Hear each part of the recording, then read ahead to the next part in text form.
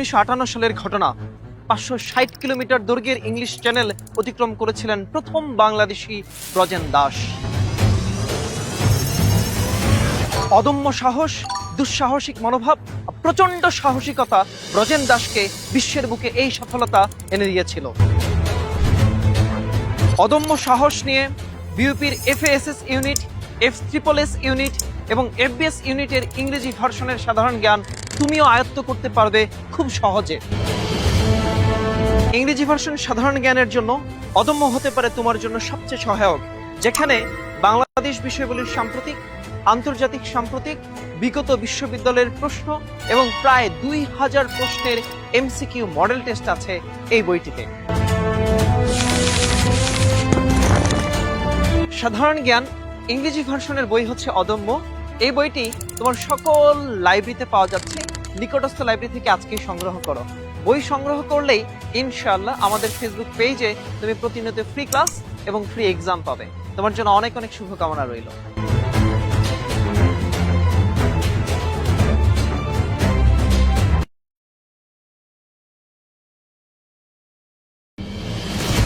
23 August 1958 সালের ঘটনা। 560 kilometre দৈর্ঘ্যের ইংলিশ চ্যানেল অতিক্রম করেছিলেন প্রথম বাংলাদেশি ব্রজেন দাস। অদম্য সাহস, দুঃসাহসিক মনোভাব, প্রচন্ড সাহসিকতা ব্রজেন দাসকে বিশ্বের বুকে এই সফলতা এনে দিয়েছিল। অদম্য সাহস নিয়ে বিউপির FASS ইউনিট, FSSS ইউনিট এবং FBS ইউনিটের ইংরেজি ভার্সনের সাধারণ জ্ঞান তুমিও আয়ত্ত করতে পারবে খুব সহজে। ইংরেজি ভার্সন সাধারণ জ্ঞানের জন্য অদম্য হতে পারে তোমার জন্য সবচেয়ে সহায়ক, যেখানে বাংলাদেশ বিষয়গুলির সাম্প্রতিক, আন্তর্জাতিক সাম্প্রতিক, বিগত বিশ্ববিদ্যালয়ের প্রশ্ন এবং প্রায় 2000 প্রশ্নের MCQ মডেল টেস্ট আছে এই বইটিতে। সাধারণ জ্ঞান ইংরেজি ভার্সনের বই হচ্ছে অদম্য। এই বইটি তোমার সকল লাইব্রেরিতে পাওয়া যাচ্ছে। নিকটস্থ লাইব্রেরি থেকে আজকেই সংগ্রহ করো। বই সংগ্রহ করলেই ইনশাআল্লাহ আমাদের ফেসবুক পেজে তুমি প্রতিনিয়ত ফ্রি ক্লাস এবং ফ্রি এক্সাম পাবে। তোমার জন্য অনেক অনেক শুভকামনা রইল।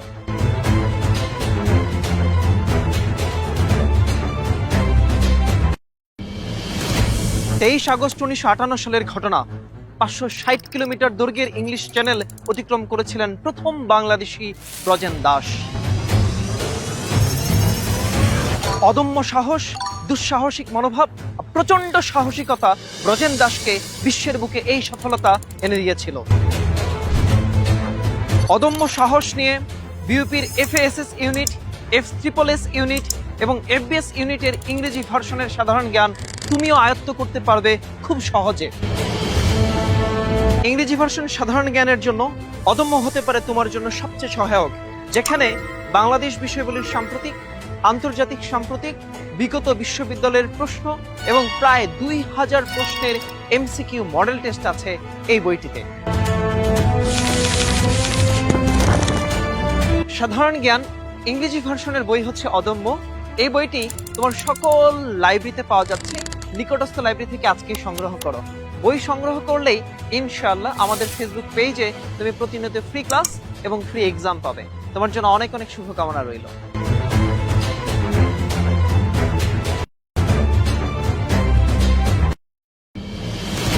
23 আগস্ট 1958 সালের ঘটনা। 560 কিলোমিটার দৈর্ঘ্যের ইংলিশ চ্যানেল অতিক্রম করেছিলেন প্রথম বাংলাদেশি ব্রজেন দাস।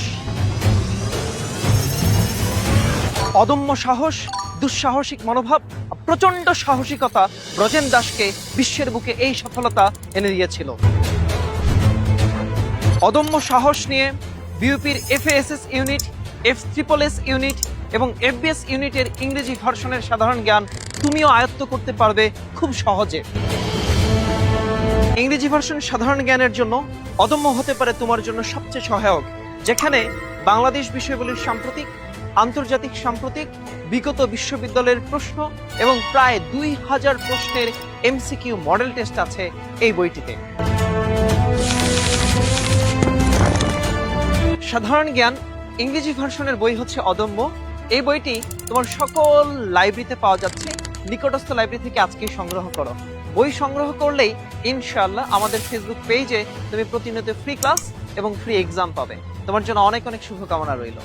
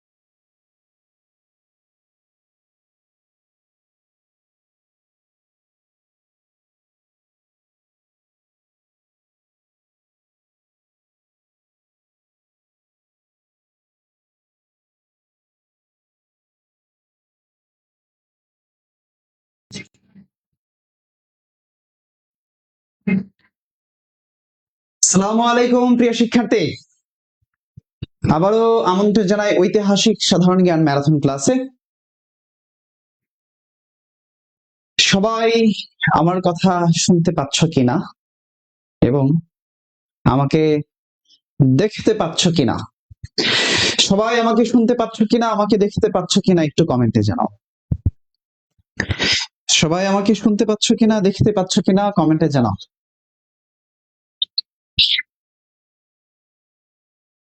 সবাই আমাকে শুনতে পাচ্ছ কিনা, আমাকে দেখতে পাচ্ছ কিনা? সবার কমেন্ট গুলো একটু দেখতে চাই। কে কোথা থেকে আজকের ক্লাসে যুক্ত হয়েছে? কে কোথা থেকে আজকের ক্লাসে যুক্ত হয়েছে? ওয়ালাইকুম আসসালাম। কে কোথা থেকে আজকের ক্লাসে যুক্ত হয়েছে?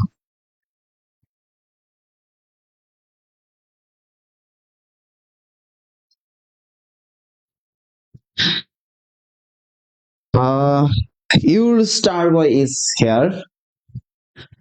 সব কথা ঠিক আছে, সব কথা ঠিক আছে। ওকে, আমরা আমরা মেহিরজিকে ফাইনাল সাজেশন ধরে ক্লাস করছিলাম ম্যারাথন, সাথে অদম্য নিয়ে আলোচনা করছিলাম। সো মেহিরজিকে ফাইনাল সাজেশন এবং অদম্য দুইটা বই তোমার কাছে যদি থাকে, ইনশাআল্লাহ তোমার জন্য বেস্ট একটা ক্লাস হতে যাচ্ছে আজকের ক্লাস। ওকে, আমরা গতদিন পর্যন্ত যে জায়গা থেকে আলোচনা করেছিলাম, আমরা ঠিক এর পরের থেকে আলোচনা করার চেষ্টা করব আজকে। আমরা গত ক্লাসে আলোচনা করেছিলাম 1947 সাল পর্যন্ত। আমরা গত ক্লাসে আলোচনা করেছিলাম 1947 সাল পর্যন্ত। কত সাল ভাই? 1947 সাল পর্যন্ত গত ক্লাসে আলোচনা করেছিলাম। ওকে, খেয়াল করো, খেয়াল করো, আমরা পৃষ্ঠা নাম্বার মেহিরজিকে ফাইনাল সাজেশনের পৃষ্ঠা নাম্বার হচ্ছে 56 আমরা 56 পর্যন্ত আলোচনা করেছিলাম। এবার আমরা আলোচনা করব বাংলাদেশের ইতিহাস 1947 থেকে 1971 সাল। 1947 থেকে 1971 সাল। খেয়াল করো, 1947 সালে দেশ ভাগ হয়, সৃষ্টি হয় পাকিস্তান এবং ভারত নামে এক আলাদা রাষ্ট্র। দেশ ভাগের উপর লেখা যে উপন্যাস আছে তার নাম হলো আগুন পাখি। দেশ ভাগের উপর যে উপন্যাস আছে তার নাম হলো আগুন পাখি। দেশ ভাগের উপর যে উপন্যাস আছে নাম কি তার? আগুন পাখি। আচ্ছা, এই আগুন পাখির লেখক হচ্ছে হাসান, কে লেখা? হাসান আজিজুল হক। হাসান আজিজুল হক। তাহলে দেশ ভাগের উপর যে উপন্যাস তার নাম হচ্ছে আগুন পাখি। কি উপন্যাস? আগুন পাখি। আগুন পাখি উপন্যাসের নাম কি? আগুন পাখি। আর আরেকটা উপন্যাসের নাম হচ্ছে কালো বরফ। কি বরফ? কালো বরফ। মাহমুদুল হক। কালো বরফ মাহমুদুল হক লিখেছেন। বটতলার উপন্যাস রাজিয়া খান লিখেছেন। বটতলার উপন্যাস, কিসের উপন্যাস? বটতলার উপন্যাস। দেশ ভাগের উপর চলচ্চিত্রের নাম কি? কমেন্ট করে জানাও। দেশ ভাগের উপর যে চলচ্চিত্র আছে সেই চলচ্চিত্রটার নাম কি? একটু কমেন্ট করে জানাও তো। দেশ ভাগের উপর যে চলচ্চিত্র আছে সেই চলচ্চিত্রের নাম কি? সবাই একটু কমেন্ট করো। দেশ ভাগের উপর যে চলচ্চিত্র আছে সেই চলচ্চিত্রের নাম কি? দেশ ভাগের উপর যে চলচ্চিত্র আছে সেই চলচ্চিত্রের নাম কি? সবাই একটু চলচ্চিত্রের নামটা কমেন্ট করো। দেশ ভাগের উপর যে চলচ্চিত্র আছে সেই চলচ্চিত্রের নাম কি? দেশ ভাগের যে চলচ্চিত্র আছে সেই চলচ্চিত্রের নাম কি? আচ্ছা, একজন বলছে চিত্রা নদীর পারে। ভেরি গুড, চিত্রা নদীর পারে। দেশ ভাগের উপর যে চলচ্চিত্র আছে সেই চলচ্চিত্রের নাম হলো চিত্রা নদীর পারে। কি নদীর পারে? চিত্রা নদীর পারে। এই চলচ্চিত্রের পরিচালক হচ্ছেন তানভীর মুকাম্মেল। তানভীর মুকাম্মেল। দেশ ভাগের উপর চলচ্চিত্রের নাম হলো চিত্রা নদীর পারে, তানভীর মুকাম্মেল। আর উপন্যাসের নাম হলো আগুন পাখি, হাসান আজিজুল হক। আর এটা হচ্ছে কালো বরফ, মাহমুদুল হক। বটতলার উপন্যাস হচ্ছে রাজিয়া খান। বটতলার উপন্যাসকে রাজিয়া খান। বটতলার উপন্যাস হলো রাজিয়া খান। খেয়াল করো, খেয়াল করো, আমরা এরপরে একটু চলে আসব। এরপরে আমরা একটু চলে আসবো দেশভাগের এইখানটা একটু চলে আসবো আমরা। সেটা কোথায়? সেটা হচ্ছে ভাষা আন্দোলনের কথাবার্তায় চলে আসবো। ভাষা আন্দোলন, সরাসরি আমরা একটু ভাষা আন্দোলন গুরুত্বপূর্ণ হাইলাইটস গুলো পড়বো। খেয়াল করো, ভাষা আন্দোলনের সূত্রপাত শুরু হয় ভাষা আন্দোলনের সূত্রপাত শুরু হয় কত সালে? 1947 সালে। ভাষা আন্দোলনের সূত্রপাত শুরু হয়েছে কত সালে ভাই? 1947 সালে। কত সালে? 1947 সালে। ডক্টর জিয়াউদ্দিন আহমদ উর্দুকে পাকিস্তানের রাষ্ট্রভাষা করার প্রস্তাব করলেন। তাহলে উর্দুকে পাকিস্তানের রাষ্ট্রভাষা করার প্রস্তাব করছেন কে? Doctor Ziauddin Ahmad. Doctor Ziauddin Ahmad. Doctor Ziauddin Ahmad. খেয়াল করো, ডক্টর জিয়াউদ্দিন আহমদ। দেখো, ভাষা আন্দোলন হয় তখন 1358 বঙ্গাব্দ। কমেন্ট করো, 1358 বঙ্গাব্দ। ভাষা আন্দোলনকালীন সময়ে বাংলার সন কত ছিল? 1358 বঙ্গাব্দ ছিল। কত বঙ্গাব্দ ছিল ভাইয়া? 1358 বঙ্গাব্দ ছিল। কত বঙ্গাব্দ? 1358 বঙ্গাব্দ। 8ই ফাল্গুন। কত ফাল্গুন ছিল? ফাল্গুন মাস। অর্থাৎ বাংলার মাস ছিল ফাল্গুন মাস। এই জন্যই বলেছিল আসছে ফাল্গুনে দ্বিগুণ হব, এই ভাষা আন্দোলনের কথা। অর্থাৎ বাংলা মাস তখন ফাল্গুন মাস ছিল, এই জন্যই বলা হয়েছিল। এই জন্যই আরেক ফাল্গুন উপন্যাসে লিখেছিলেন জহির রায়হান, আসছে ফাল্গুনে দ্বিগুণ হব। খেয়াল করেন, এই দিন ছিল বৃহস্পতিবার। জাতীয়তাবাদের উন্মেষের প্রথম ঘটনা হচ্ছে ভাষা আন্দোলন। জাতীয়তাবাদের উন্মেষের প্রথম ঘটনা কোনটা? ভাষা আন্দোলন। বলো, জাতীয়তাবাদের প্রথম উন্মেষ কোনটা? ভাষা আন্দোলন। বাঙালি জাতীয়তাবাদের মূল ভিত্তি, বাঙালি জাতীয়তাবাদের মূল ভিত্তি হচ্ছে ভাষা এবং সংস্কৃতি। বাঙালি জাতীয়তাবাদের মূল ভিত্তি কি? ভাষা এবং সংস্কৃতি। বাঙালি জাতীয়তাবাদের মূল ভিত্তি কি? ভাষা এবং সংস্কৃতি। বাঙালি জাতীয়তাবাদের মূল ভিত্তি হচ্ছে ভাষা এবং সংস্কৃতি। ভাষা এবং কি? সংস্কৃতি। বাঙালি জাতীয়তাবাদের মূল ভিত্তি। খেয়াল করো, একটু খেয়াল করো, এই যে পূর্ব বাংলার মোট জনসংখ্যার 56% কথা বলতো বাংলায়। পূর্ব বাংলার মোট কত পার্সেন্ট মানুষ কথা বলতো বাংলায়? 56% মানুষ কথা বলতো বাংলায়। তাহলে পূর্ব বাংলার কত পার্সেন্ট? 56%। পূর্ব বাংলার মোট জনসংখ্যার উর্দুতে কথা বলতো 3.37%।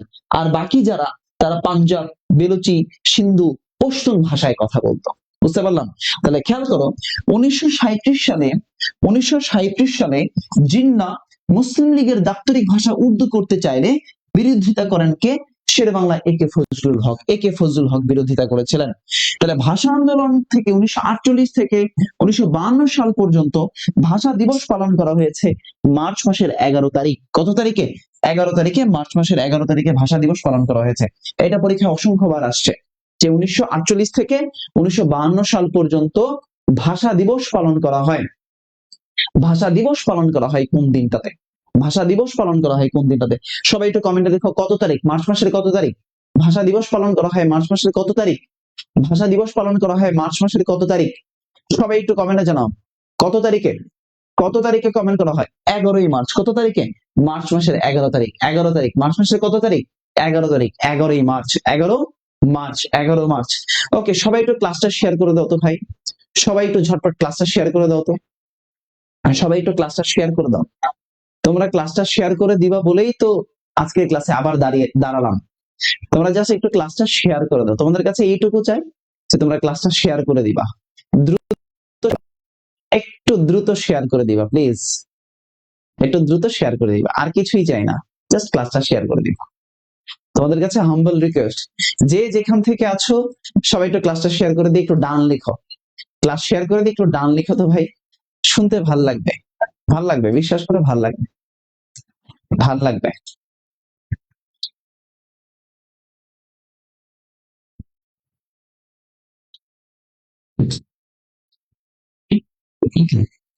আমাদের সাথে ইতিমধ্যে অসংখ্য শিক্ষার্থী যুক্ত হয়ে গেছে, তোমরা থ্যাংক ইউ সো মাচ। খেয়াল করো, আমরা একটু দেখি, খেয়াল করো, ভাষা আন্দোলন, ভাষার প্রেক্ষিতে ডক্টর মোহাম্মদ শহীদুল্লাহ বলেছেন আমরা হিন্দু মুসলমান যেমন সত্য তার চেয়ে আমরা বড় সত্য, আমরা বাঙালি। তাহলে ভাষার প্রশ্নে কি বলেছেন? আমরা হিন্দু মুসলমান যেমন সত্য তার চেয়ে বেশি সত্য, আমরা কি? বাঙালি। তাহলে ডক্টর মোহাম্মদ শহীদুল্লাহ কি বলেছেন?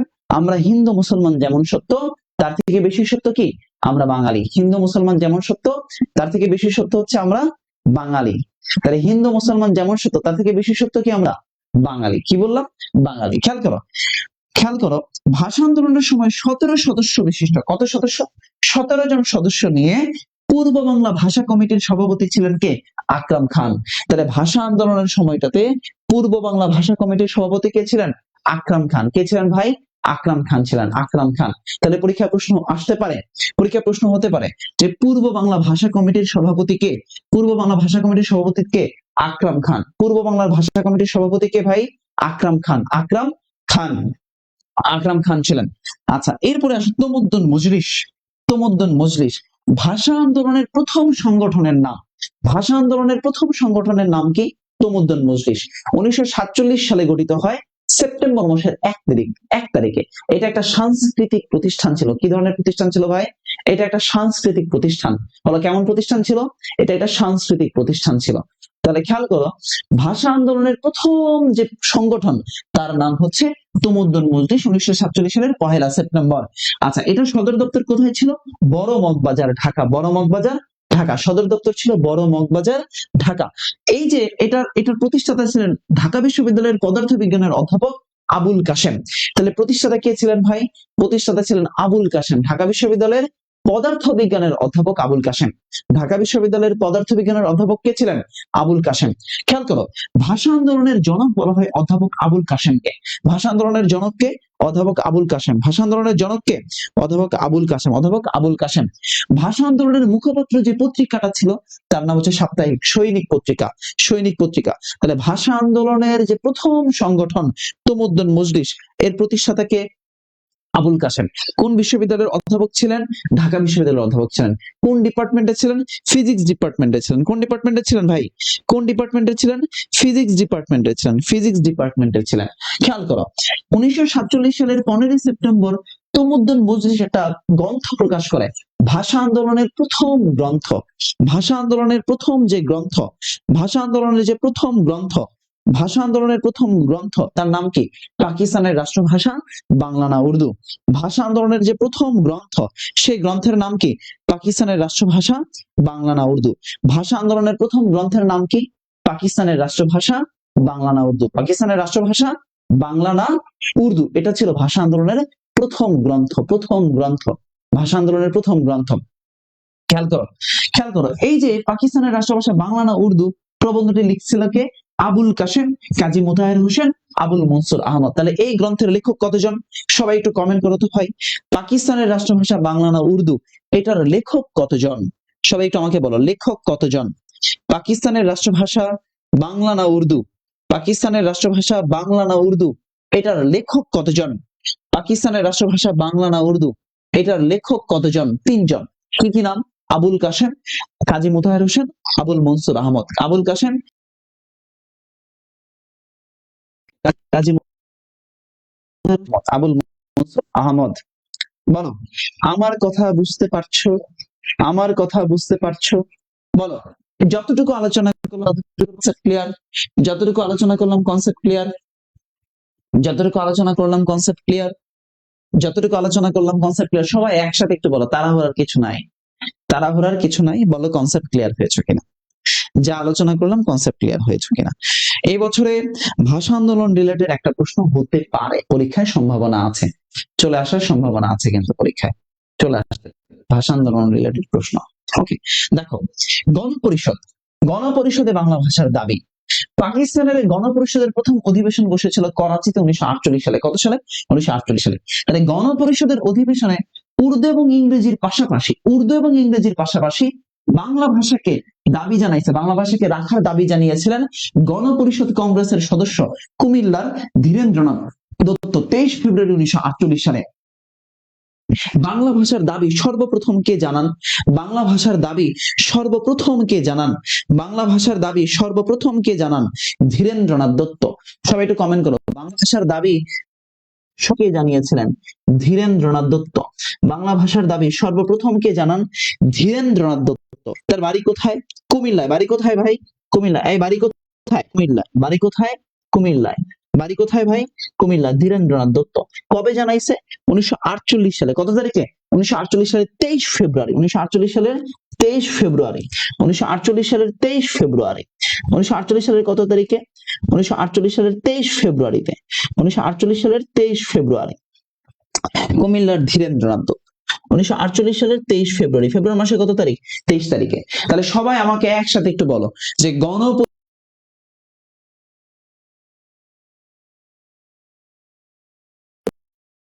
প্রথম যে ব্যক্তিটা দাবি জানিয়েছে তার নাম কি? প্রথম যে ব্যক্তি দাবি জানিয়েছে তার নাম কি? ধীরেন্দ্রনাথ দত্ত। প্রথম যে ব্যক্তি তার নাম কি? Dhirendranath Dutta. Dhirendranath Dutta. Thank you so much. তোমরা যারা ক্লাস করছো অসংখ্য ধন্যবাদ তোমাদেরকে। আসো আমরা একটু দেখি উর্দুর ঘোষণা। উর্দু এবং একমাত্র উর্দুই হবে পাকিস্তানের রাষ্ট্রভাষা। এটা মোহাম্মদ আলী জিন্নাহ বলছে প্রথম। কত তারিখে? 21 মার্চ 1948 সালে। তাহলে উর্দু এবং একমাত্র উর্দুই হবে পাকিস্তানের রাষ্ট্রভাষা, এই কথা সর্বপ্রথম কে বলছে? মোহাম্মদ আলী জিন্নাহ বলছে। কোথায় বলছে? ঢাকার রেসকোর্স ময়দানে, যেটা বর্তমানে সোহরাওয়ার্দী উদ্যান। কি উদ্যান? সোহরাওয়ার্দী উদ্যান।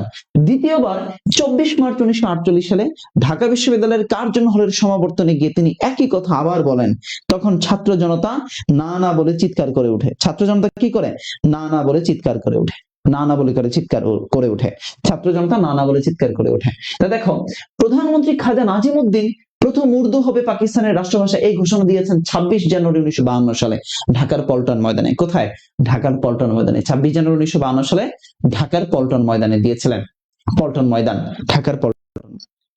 তাহলে আমাকে একটু বলো, সর্বপ্রথম ঘোষণা কে দিয়েছেন? ঘোষণা কে দিলেন? মোহাম্মদ আলী জিন্নাহ। কোথায়? 1948 সালে ঢাকার রেসকোর্স ময়দানে, বর্তমানে সোহরাওয়ার্দী উদ্যান। বর্তমানে কি? সোহরাওয়ার্দী উদ্যানে। আচ্ছা, এরপরে দ্বিতীয়বার ঘোষণা দিলেন কবে? 24 মার্চ 1948 সালে। 24 মার্চ 1948 সালে কোথায় দিয়েছেন? ঢাবির কার্জন হলের সমাবর্তনে।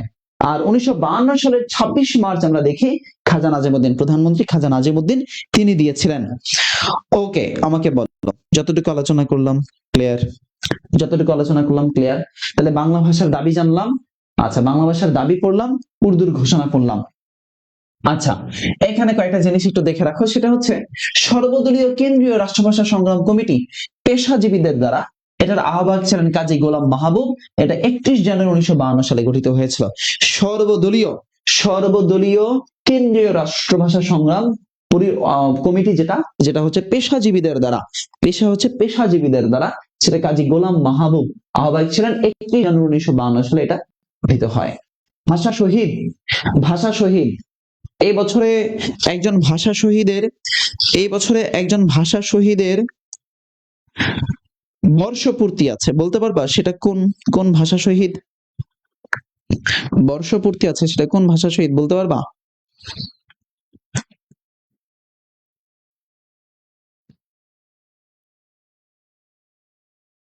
ওকে, সেটা কোন ভাষা শহীদ বলতে পারবা তোমরা কেউ?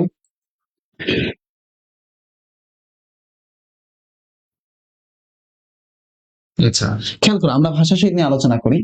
ভাষা আন্দোলনের শহীদ যারা, আমরা ইতিহাসে 8 জন শহীদের নাম পাওয়া যায়। রফিক উদ্দিন, ভাষা আন্দোলনের প্রথম শহীদ রফিক উদ্দিন আহমেদ। ভাষা আন্দোলনের প্রথম শহীদ কি? রফিক উদ্দিন আহমেদ। ভাষা আন্দোলনের প্রথম শহীদের নাম কি ভাই?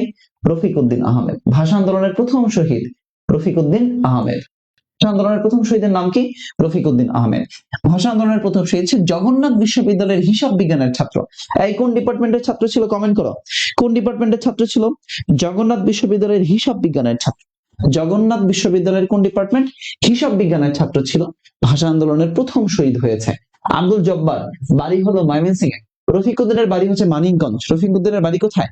মানিকগঞ্জ। রফিক উদ্দিনের বাড়ি কোথায় ভাই? মানিকগঞ্জে। রফিক উদ্দিনের বাড়ি মানিকগঞ্জে। আর আব্দুল জব্বারের বাড়ি হচ্ছে ময়মনসিংহে, চাকরি করতেন বার্মায়, মিয়ানমারে, যেটা মিয়ানমারের পূর্ব নাম বার্মা। ময়মনসিংহে আনসার কমান্ডার ছিলেন। তো ভাষা আন্দোলনের দ্বিতীয় শহীদ তিনি।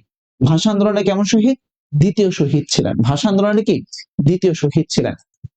ভাষা আন্দোলনের দ্বিতীয় শহীদ কে? তাহলে ভাষা আন্দোলনের দ্বিতীয় শহীদ কে? আব্দুল জব্বার। আর ভাষা আন্দোলনের প্রথম শহীদ কে? রফিক উদ্দিন। আবুল বরকত। আবুল বরকতের জন্ম হলো মুর্শিদাবাদে, পশ্চিমবঙ্গ। পশ্চিমবঙ্গে মুর্শিদাবাদে আবুল বরকতের জন্ম। তার ডাকনাম ছিল আবাই।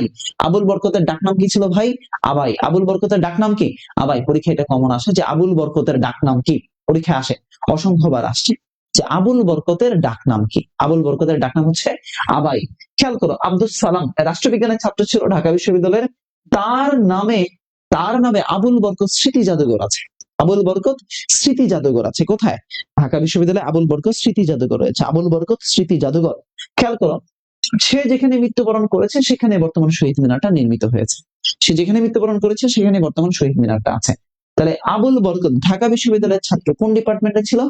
রাষ্ট্রবিজ্ঞানে ছিল। কোন ডিপার্টমেন্ট? রাষ্ট্রবিজ্ঞানের ছাত্র ছিল এই আবুল বরকত। আব্দুল সালাম সচিবালয়ের পিয়ন ছিলেন, তার জন্ম হচ্ছে ফেনীতে। সচিবালয়ের পিয়ন, তার জন্ম কোথায় ভাই? ফেনী জেলায়। কোথায় জন্ম? ফেনী জেলায়। আচ্ছা, শফিউর রহমান ভাষা আন্দোলনের আরেকজন শহীদ। শফিউর রহমান জন্ম হচ্ছে হুগলিতে, হাইকোর্টে কর্মরত ছিলেন। কোথায় কর্মরত ছিলেন? হাইকোর্টে কর্মরত ছিলেন। ওহিউল্লাহ ভাষা আন্দোলনের সর্বকনিষ্ঠ শহীদ, নাম তার ওহিউল্লাহ, বয়স মাত্র ছিল 9 বছর।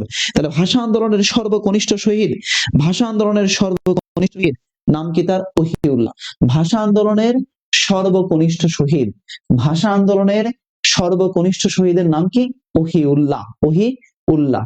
ভাষা আন্দোলনের সর্বকনিষ্ঠ শহীদের নাম কি? ওহিউল্লাহ। ওহিউল্লাহ। বয়স কত ছিল? মাত্র 9 বছর ছিল। আওয়াল ছিলেন একজন রিক্সা চালক। আওয়াল ছিলেন কে? একজন রিক্সা চালক।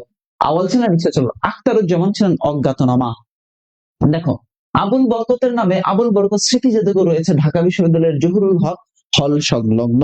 জহুরুল হক হল সংলগ্ন ছিল আবুল বরকত স্মৃতি জাদুঘর। আবুল বরকত স্মৃতি জাদুঘর।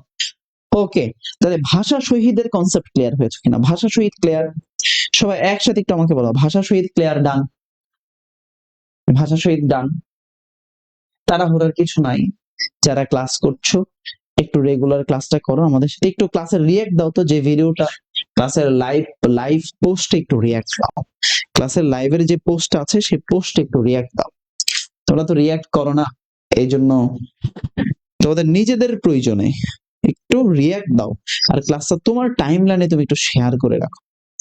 জীবনে তো অনেক কিছুই করেছো, শেষ মুহূর্তে এই ক্লাসগুলো করে যাও, যেখান থেকে অনেক বেশি পরিমাণে হেল্প পাবা তুমি। ওকে, ভাষা শহীদ আসুন। এরপরে ভাষার স্বীকৃতি, এখান থেকে তুমি একটা প্রশ্ন কমন পেতে পারো যদি এখান থেকে আসে। ভাষার স্বীকৃতি যদি এই টপিক থেকে আসে। পাকিস্তানের, খেয়াল করো, 1954 সালের 7 মে পাকিস্তানের গণপরিষদ বাংলাকে রাষ্ট্রভাষা হিসেবে স্বীকৃতি দেয়। পাকিস্তানের গণপরিষদ, বলো কি বললাম? পাকিস্তানের গণপরিষদ বাংলা ভাষাকে স্বীকৃতি দেয়। পাকিস্তানের গণপরিষদ বাংলা ভাষাকে স্বীকৃতি দেয়। পাকিস্তানের গণপরিষদ বাংলা ভাষাকে স্বীকৃতি দেয়। বলো কি বললাম? পাকিস্তানের গণপরিষদ বাংলা ভাষাকে স্বীকৃতি দেয়। কি বললাম? পাকিস্তানের গণপরিষদ 1954 সালে। কত সালে? তাহলে গণপরিষদ স্বীকৃতি দেয় 1954 সালে। আর 29 ফেব্রুয়ারি 1956 সালে পাকিস্তানের সংবিধান কর্তৃক আমরা স্বীকৃতি পাই। এই বাংলাকে আমরা সংবিধান কর্তৃক স্বীকৃতি পাই। পাকিস্তানের সংবিধান কর্তৃক স্বীকৃতি পাই। তাহলে পরীক্ষায় প্রশ্ন আসে যে সংবিধান কবে স্বীকৃতি দিয়েছে? পাকিস্তানের সংবিধান কর্তৃক আমরা কবে স্বীকৃতি পেলাম? আচ্ছা দেখো, এর 17 নভেম্বর 1999 সালের দিকে চলে যাব। 17 নভেম্বর 1999। খেয়াল করো, গোটা পৃথিবীর 17 নভেম্বর 1999 সালে, খেয়াল করো এই দিনে কি হয়েছে? ইউনেস্কো তার 30তম অধিবেশনে 21শে ফেব্রুয়ারিকে আন্তর্জাতিক মাতৃভাষার স্বীকৃতি দেয়। তাহলে ইউনেস্কো আন্তর্জাতিক মাতৃভাষার স্বীকৃতি দেয়। ইউনেস্কো আন্তর্জাতিক মাতৃভাষার স্বীকৃতি দেয় কবে? 17 নভেম্বর 1999 সালে। সালটা খুবই ইম্পর্টেন্ট, তারিখটা খুবই ইম্পর্টেন্ট। 17 নভেম্বর 1999 সালে এরপরে 2000 সালের 21শে ফেব্রুয়ারিতে গোটা পৃথিবীর 188টা দেশ, গোটা পৃথিবীর কয়টা দেশ? 188টা দেশ এই 21শে ফেব্রুয়ারিকে আন্তর্জাতিক মাতৃভাষা দিবস হিসেবে পালন করেছে। বুঝাইতে পারলাম? তাহলে পরীক্ষার মধ্যে এটা আসে যে গোটা পৃথিবীর কতগুলো দেশ 2000 সালে আন্তর্জাতিক মাতৃভাষা দিবস পালন করে? কয়টা দেশ? কয়টা দেশ ভাই? সেটা হচ্ছে 188টা দেশ, 188টা দেশ। বোঝাতে পারলাম কিনা? বোঝাতে পারলাম কিনা? সবাই একটু আমাকে বলো, যতটুকু আলোচনা করলাম এই পর্যন্ত কনসেপ্টটা ক্লিয়ার হয়েছে কিনা? যতটুকু আলোচনা করলাম কনসেপ্ট ক্লিয়ার কিনা? ওকে, এরপরে আসো 2002 সালে আফ্রিকার দেশ, এটা গতদিন ঢাকা বিশ্ববিদ্যালয়ে আসছে, আফ্রিকার দেশ সিয়েরা লিওন তাদের দ্বিতীয় রাষ্ট্রভাষা হিসেবে বাংলা ভাষাকে স্বীকৃতি দেয়। তাহলে সেই আফ্রিকার দেশ সিয়েরা লিওন তাদের দেশের দ্বিতীয় রাষ্ট্রভাষা হিসেবে বাংলা ভাষাকে স্বীকৃতি দিয়েছে। তাহলে কোন দেশ, পৃথিবীর কোন দেশ তাদের দেশের দ্বিতীয় রাষ্ট্রভাষা হিসেবে বাংলা ভাষাকে স্বীকৃতি দিয়েছে? সেই দেশটার নাম কি? সেই দেশের নাম হচ্ছে সিয়েরা লিওন। কি নাম? Sierra Leone. Sierra Leone. বলো বলো, যতটুকু আলোচনা করলাম, যতটুকু আলোচনা করলাম ক্লিয়ার হয়েছে? যতটুকু আলোচনা করলাম ক্লিয়ার হয়েছে? যতটুকু আলোচনা করলাম ক্লিয়ার? আচ্ছা, এরপরে যদি ক্লিয়ার হয়ে থাকে নিচের দিকে দেখো, 2008 সালে 2008 সালে জাতিসংঘ আন্তর্জাতিক মাতৃভাষা দিবস পালন শুরু করে। আর 2023 সালের 30শে মার্চ 21শে ফেব্রুয়ারিকে আন্তর্জাতিক মাতৃভাষা দিবস হিসেবে পালনের জন্য কানাডার পার্লামেন্টে একটা বিল পাস হয়। কানাডার পার্লামেন্টে একটা বিল পাস হয় 21শে ফেব্রুয়ারিকে আন্তর্জাতিক মাতৃভাষা দিবস পালনের জন্য কানাডাতে একটা বিল পাস হয়েছে। আমরা কি বুঝতে পারলাম? তাহলে এই যে গতদিনও ঢাকা বিশ্ববিদ্যালয়ের ঢাকা বিশ্ববিদ্যালয়ের চয় ইউনিটে কিন্তু এখান থেকে প্রশ্ন আসছে, ভাষার উপরে গান, ভাষার উপরে গান। আমার রক্তে রাঙানো 21শে ফেব্রুয়ারি আমি কি ভুলিতে পারি।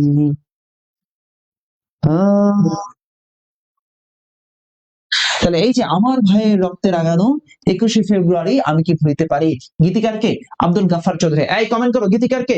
আব্দুল গাফফার চৌধুরী। তাহলে আমার ভাইয়ের রক্তে রাঙানো 21শে ফেব্রুয়ারি আমি কি ভুলিতে পারি, আমার ভাইয়ের রক্তে রাঙানো 21শে ফেব্রুয়ারি আমি কি ভুলিতে পারি। এই গানের গীতিকারকে? আব্দুল গাফফার চৌধুরী। গানের গীতিকারকে? আব্দুল গাফফার চৌধুরী। গানের গীতিকারকে? আব্দুল গাফফার চৌধুরী। আমার ভাইয়ের রক্তে রাঙানো 21শে ফেব্রুয়ারি আমি কি ভুলিতে পারি, এই গানের গীতিকারকে? আব্দুল গাফফার চৌধুরী। ভাই আসসালামু আলাইকুম ভাই, ক্লাসে লাইভ ক্লাস। এই তো ভাই ভালো আছে, লাইভ ক্লাস নিচ্ছিলাম। ওকে, তাহলে দেখো, আমার ভাইয়ের রক্তে রাঙানো 21শে ফেব্রুয়ারি আমি কি ভুলিতে পারি, এই গানের এই গানটার গীতিকারকে? আব্দুল গাফফার চৌধুরী। প্রথম সুরকারকে? আব্দুল লতিফ। প্রথম সুরকারকে? আব্দুল লতিফ। আর বর্তমান সুরকারকে? আলতাফ মাহমুদ। এই যে মাত্র যে জিনিসটা শুনলা, মাত্র যে গানটা শুনলা, এটাই হচ্ছে কি, এটা হচ্ছে এই বর্তমান সুরকার আলতাফ মাহমুদের গান। ওরা আমার মুখের ভাষা কাইরা নিতে চায়। তাহলে ওরা আমার মুখের ভাষা কাইরা নিতে চায়, ওরা আমার মুখের ভাষা কাইরা নিতে চায়। এই যে গীতিকার এবং সুরকার হচ্ছে আব্দুল লতিফ। গীতিকার এবং সুরকারকে? আব্দুল লতিফ। সালাম সালাম হাজার সালাম, সালাম সালাম হাজার সালাম, সকল শহীদ স্মরণে আমার হৃদয় রেখে যেতে চাই তাদের স্মৃতি চরণে। তাহলে সালাম সালাম হাজার সালাম সকল, দেখো এই যে সালাম সালাম আছে না, এই গান আছে না, মায়ের ভাষায় কথা বলাতে, শুনছো তো এই গান? তাহলে এই যে সালাম সালাম হাজার সালাম কার গান? ফজলে খোদার গান। গীতিকারকে? ফজলে খোদা। আর শিল্পীকে? আব্দুল জব্বার। সালাম সালাম হাজার সালাম আব্দুল জব্বারের গান। তোরা ঢাকা শহর রক্তে ভাসাইলি, তোরা ঢাকা শহর রক্তে ভাসাইলি, ওরা আমার মুখের ভাষা কায়রা নিতে চায়, দাম দিয়ে কিনেছি বাংলা, দাম দিয়ে কিনেছি বাংলা। তারপরে হচ্ছে ওরা আমার মুখের ভাষা কায়রা নিতে চায়, তোরা ঢাকা শহর রক্তে ভাসাইলি। এই সব গানই কিন্তু এই আব্দুল লতিফের গান। কার গান? আব্দুল লতিফের গান। ভাষার উপরে সাহিত্যকর্ম, ভাষা আন্দোলনের প্রথম যে গানটা আছে, ভাষা আন্দোলনের প্রথম গান, সে প্রথম গানের নাম হচ্ছে ভুলবো না ভুলবো না 21শে ফেব্রুয়ারি ভুলবো না, ভুলবো না ভুলবো না 21শে ফেব্রুয়ারি ভুলবো না। ভুলবো না ভুলবো না 21শে ফেব্রুয়ারি ভুলবো না। প্রথম গান ভুলবো না ভুলবো না 21শে ফেব্রুয়ারি ভুলবো না। আচ্ছা প্রথম এই গান গাজীউল হক, কার গান? গাজীউল হক। প্রথম নাটক, সেই নাটকের নাম, নাটক যে নাটকটা, সেই নাটকের নাম হচ্ছে কবর, মুনীর চৌধুরী। মুনীর চৌধুরী 1953 সালে ঢাকার কেন্দ্রীয় কারাগারে, ঢাকার কেন্দ্রীয় কারাগারে বসে এই নাটক রচনা করেছিলেন এবং ঢাকার কেন্দ্রীয় কারাগারে প্রথম মঞ্চস্থ করা হয় এই কবর নাটকটা। তাহলে কবর নাটক লিখেছে মুনীর চৌধুরী, কবর নাটক লিখেছে মুনীর চৌধুরী। আর কবর কবিতা লিখেছে কে বলতো? কবর কবিতা লিখেছে কে? সবাই একটু আমাকে বলো, কবর কবিতাটা লিখেছে তাহলে কে? কবর নাটক যদি মুনীর চৌধুরী লিখে থাকে, তাহলে কবর কবিতা লিখেছে কে? ওকে, আচ্ছা প্রথম কবিতা, ভাষা আন্দোলন ভিত্তিক প্রথম কবিতা, ওইখানে রমনার বটমূলে কাটতে আসেনি ফাঁসির দাবি নিয়ে এসেছি। ওইখানে রমনার বটমূলে কাটতে আসেনি ফাঁসির দাবি নিয়ে এসেছি। তাহলে এই যে কাটতে আসেনি ফাঁসির দাবি নিয়ে এসেছি, মাহবুবুল আলম, মাহবুবুল আলম চৌধুরী, মাহবুবুল আলম চৌধুরী কাটতে আসেনি ফাঁসির দাবি নিয়ে এসেছি, মাহবুবুল আলম চৌধুরীর লেখা। 1952 সালে চট্টগ্রামের লাল দিঘির ময়দানে, 1952 সালে চট্টগ্রামের লাল দিঘির ময়দানে, লাল দিঘির ময়দানে এইটা প্রথম পাঠ করা হয়েছে। আর যিনি পাঠ করলেন তার নাম হচ্ছে চৌধুরী হারুন রশিদ, চৌধুরী হারুন রশিদ। যিনি পাঠ করেছিলেন তার নাম হচ্ছে চৌধুরী হারুন রশিদ, হারুন রশিদ। আচ্ছা প্রথম উপন্যাস আরেক ফাল্গুন, জহির রায়হানের প্রথম উপন্যাস 1969 সালে প্রকাশ করা হয় এই উপন্যাস আরেক ফাল্গুন। ভাষা আন্দোলনের প্রথম সংকলন 21শে ফেব্রুয়ারি, সংকলক হচ্ছেন হাসান হাফিজুর রহমান। সংকলকের নাম কি? হাসান হাফিজুর রহমান, হাসান হাফিজুর রহমান। সংকলকের নাম হলো হাসান হাফিজুর রহমান। প্রথম চলচ্চিত্র জীবন থেকে নেয়া, প্রথম চলচ্চিত্রের নাম কি? জীবন থেকে নেয়া। ভাষা আন্দোলনের প্রথম যে চলচ্চিত্র তার নাম হলো জীবন থেকে নেয়া। কি নেয়া ভাই? জীবন থেকে নেয়া, জীবন থেকে নেয়া। তাহলে খেয়াল করো, আমি একটু একবার আবার একটু বলি। ভাষা আন্দোলনের প্রথম গান ভুলবো না ভুলবো না 21শে ফেব্রুয়ারি ভুলবো না। ভাষা আন্দোলনের ভিতরে প্রথম কবিতা, প্রথম গান ভুলবো না ভুলবো না 21শে ফেব্রুয়ারি ভুলবো না। প্রথম কবিতা কাটতে আসেনি ফাঁসির দাবি নিয়ে এসেছি, ওইখানে রমনার বটমূলে কাটতে আসেনি ফাঁসির দাবি নিয়ে এসেছি। ভাষা আন্দোলনের প্রথম উপন্যাস আরেক ফাল্গুন, জহির রায়হানের। প্রথম চলচ্চিত্র হলো জীবন থেকে নেয়া, 1970 সালে মুক্তি পায় এবং এই চলচ্চিত্রে প্রথম প্রথম গান সংযোজন করা হয়েছে এই চলচ্চিত্রতে, জীবন থেকে নেয়া চলচ্চিত্রে। ওকে, তোমরা যদি আরেক ধাক্কা একটু ক্লাসটা শেয়ার করে দিতা, তাহলে হয়তো আমাদের 1-1.5 হাজার শিক্ষার্থী আমাদের সাথে ক্লাস করতো। তোমরা যারা এখনো শেয়ার করো নাই, একটু তোমাদের বন্ধুদেরকে মেনশন করে দাও না ভাই, তারা যেন আমাদের সাথে একটু ক্লাস করে, ক্লাস করে হোক। আর 1000 মানুষ তাও তো ক্লাস করছে, 800-900 মানুষ একসাথে বসলে কতগুলো মানুষ হয় চিন্তা করো। 800-900 টেবিল একসাথে বসে এখন পড়ছে, 800-900 মানুষের 2টা করে চোখ আর 2টা করে কান আমাকে শুনছে, এটাই তো অনেক বড় কিছু। একটু শেয়ার করে দাও ভাই। আচ্ছা এরপরে আসো দেখি আমরা একটু খেয়াল করো, ভাষা আন্দোলনের উপর আঁকা প্রথম ছবির নাম হলো রক্তাক্ত 21, যেটা শিল্পী হচ্ছে মর্তুজা মশির। ভাষা আন্দোলনের উপর প্রথম যে ছবি, ভাষা আন্দোলনের প্রথম ছবি, তার নাম হচ্ছে রক্তাক্ত 21, রক্তাক্ত 21 মর্তুজা বশির, রক্তাক্ত 21 মর্তুজা বশির। কবর নাটকটি প্রথম মঞ্চায়িত হয় ঢাকার কেন্দ্রীয় কারাগারে, একটু আগে বলছিলাম, এবং বিবাহ নাটক রচনা করেছিলেন মমতাজউদ্দিন। আচ্ছা প্রথম প্রভাত ফেরির গান, ভাষা আন্দোলনের সময় আমরা যে শহীদ মিনারে যাই যে সকালবেলা, যেটাকে আমরা প্রভাত ফেরি বলি, এই প্রভাত ফেরির প্রথম গান ছিল মৃত্যুকে যারা তুচ্ছ করিল ভাষা বাঁচিবার তরে, আজকে আজকে স্মরণীয় মানে স্মরণ করো তাদের, আর কি এরকম একটা গান আছে, মৃত্যুকে যারা তুচ্ছ করিল ভাষা বাঁচিবার তরে।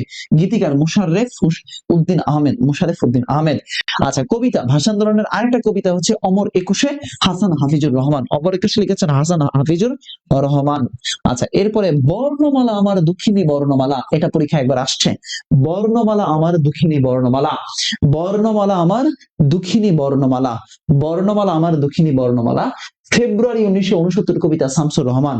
তাহলে 69 ফেব্রুয়ারি 1969 শামসুর রহমান, শামসুর রহমান কি বললাম? শামসুর রহমান, ফেব্রুয়ারি 1969 শামসুর রহমান, ফেব্রুয়ারি 1969 শামসুর রহমান। কে লিখেছেন ভাই? শামসুর রহমান। স্মৃতির মিনার বা স্মৃতিস্তম্ভ আলাউদ্দিন আল আজাদ, স্মৃতির মিনার, এটাও পরীক্ষায় আসে যে স্মৃতির মিনার, স্মৃতির মিনার কার? আলাউদ্দিন আল আজাদের। স্মৃতির মিনার আলাউদ্দিন আল আজাদ, স্মৃতির মিনার আলাউদ্দিন আল আজাদ।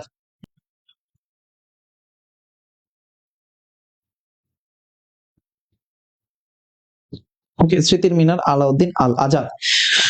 ওকে, নিরন্তর ঘন্টা ধ্বনি পরীক্ষায় আসে একবার, অসংখ্যবার আসছে। নিরন্তর ঘন্টা ধ্বনি, সিলেনা হোসেনের রচনা। নিরন্তর ঘন্টা ধ্বনি, নিরন্তর ঘন্টা ধ্বনি। আর্তনাদ উপন্যাস, শওকত উসমান। আর্তনাদ, শওকত উসমান, শওকত উসমান। আচ্ছা, এরপরে ভাষা আন্দোলনের ভিত্তিক আরো কয়েকটা চলচ্চিত্রের নাম আমরা একটু দেখি। সেটা হচ্ছে জীবন থেকে না, তো আমরা পড়েছি। লেট দেয়ার বি লাইট, এটাও Zahir Raihan. Let there be light, Zahir রায়হানের চলচ্চিত্র। Let there be light, let there be light, let there be light. আচ্ছা, 21-এর গল্প লেখক হচ্ছে জহির রায়হান। 21-এর গল্প লেখক কে? জহির রায়হান। 21-এর গল্প লেখক জহির রায়হান। 21-এর গল্প লেখক কে ভাই? জহির রায়হান। 21-এর গল্প লেখক জহির রায়হান। 21-এর গল্প লেখক জহির রায়হান। 21-এর গল্প লেখক কে? জহির রায়হান। তাহলে আমাকে একটু বলো, ভাষা আন্দোলন রিলেটেড, ভাষা আন্দোলন রিলেটেড, ভাষা আন্দোলন রিলেটেড এই টপিক গুলো ক্লিয়ার হয়েছে কিনা। এবার আমরা একটু আলোচনা করব শহীদ মিনার। শহীদ মিনার, ঢাকায় নির্মিত প্রথম শহীদ মিনারের নাম ছিল শহীদ স্মৃতিস্তম্ভ। ঢাকায় নির্মিত প্রথম শহীদ মিনারের নাম হলো শহীদ স্মৃতিস্তম্ভ। আচ্ছা, এটা শহীদ মিনারের অবস্থান ছিল ঢাকা মেডিকেল কলেজ প্রাঙ্গণে। নির্মিত হয় 23 ফেব্রুয়ারি ঢাকা মেডিকেল কলেজের শিক্ষার্থীদেরকে দ্বারা, এবং এটা উদ্বোধন করা হয় 24 ফেব্রুয়ারি 1952 সালে। এবং ওই দিনই পুলিশ ভেঙে দেয়। ওই দিন কি করেছে? পুলিশ ভেঙে দিয়েছিল। এটা ডিজাইন করছে বদরুল আলম এবং সাইদ হায়দার। বদরুল আলম এবং কি সাইদ হায়দার ডিজাইন করেছিলেন। আচ্ছা, এই শহীদ মিনারটা উদ্বোধন করেন শহীদ শফিউর রহমানের পিতা মৌলভী মাহবুবুর রহমান। তাহলে ভাষা আন্দোলনের প্রথম যে শহীদ, ভাষা আন্দোলনের প্রথম যে শহীদ, ভাষা আন্দোলনের প্রথম যে শহীদ, সে প্রথম শহীদ কি বলে, প্রথম যে শহীদ মিনার, ভাষা আন্দোলনের যে প্রথম শহীদ মিনার ঢাকায় যেটা, সেই শহীদ মিনারের নাম কি? শহীদ মিনারের নাম ছিল শহীদ স্মৃতিস্তম্ভ। ঢাকা মেডিকেল কলেজের শিক্ষার্থীরা, ঢাকা মেডিকেল কলেজের শিক্ষার্থীরা, ঢাকা মেডিকেল কলেজের শিক্ষার্থীরা এটা বানিয়েছিল। এবং 24 তারিখে এটা উদ্বোধন করা হয়, এবং এই 24 তারিখে এটা কি করা হয়েছে? ভেঙে ফেলা হয়েছিল। 24 তারিখ ভেঙে ফেলা হয়। আর এটা উদ্বোধন করেন শহীদ শফিউরের পিতা মৌলভী মাহবুবুর রহমান। শহীদ শফিউরের পিতা মৌলভী মাহবুবুর রহমান। প্রথম শহীদ মিনার ঢাকার বাহিরে 1952 সালের 21শে ফেব্রুয়ারিতে সন্ধ্যায় রাজশাহী কলেজের মুসলিম হোস্টেলের এক ব্লকের সামনে যে নির্মিত হয় স্মৃতিস্তম্ভটি, সেটা হচ্ছে স্মৃতিস্তম্ভ, সেটা 22 ফেব্রুয়ারি ভেঙে ফেলে। তাহলে ঢাকার বাহিরে, ঢাকার বাহিরে প্রথম শহীদ মিনার নির্মাণ করা হয়েছে। ঢাকার বাহিরে রাজশাহীতে, ঢাকার বাহিরে কোথায়? আর রাজশাহীতে। আর প্রথম ঢাকায়, ঢাকায় কোথায়? প্রথম ঢাকায় প্রথম শহীদ মিনার নির্মাণ করা হয়েছে, যার নাম হচ্ছে শহীদ স্মৃতিস্তম্ভ। ওকে, এরপরে বর্তমান যে শহীদ মিনারটা আছে, এটা ঢাকা মেডিকেল কলেজ প্রাঙ্গণে বর্তমান শহীদ মিনারটা আছে। এই বর্তমান শহীদ মিনারের ডিজাইনার হচ্ছে হামিদুর রহমান এবং সহযোগী নভেরা আহমেদ। এই নভেরা আহমেদকে নিয়ে কিন্তু গত কয়েকদিন আগেই ঢাকা বিশ্ববিদ্যালয়ের প্রশ্ন আসছে। নভেরা আহমেদকে নিয়ে ঢাকা বিশ্ববিদ্যালয়ের প্রশ্ন কিন্তু হয়েছে নভেরা আহমেদকে নিয়ে। খেয়াল করো, একটু দেখো, শহীদ মিনার উদ্বোধন হয় 1963 সালের 21শে ফেব্রুয়ারিতে। এই যে শহীদ মিনারটা, এটা উদ্বোধন করা হয় কবে?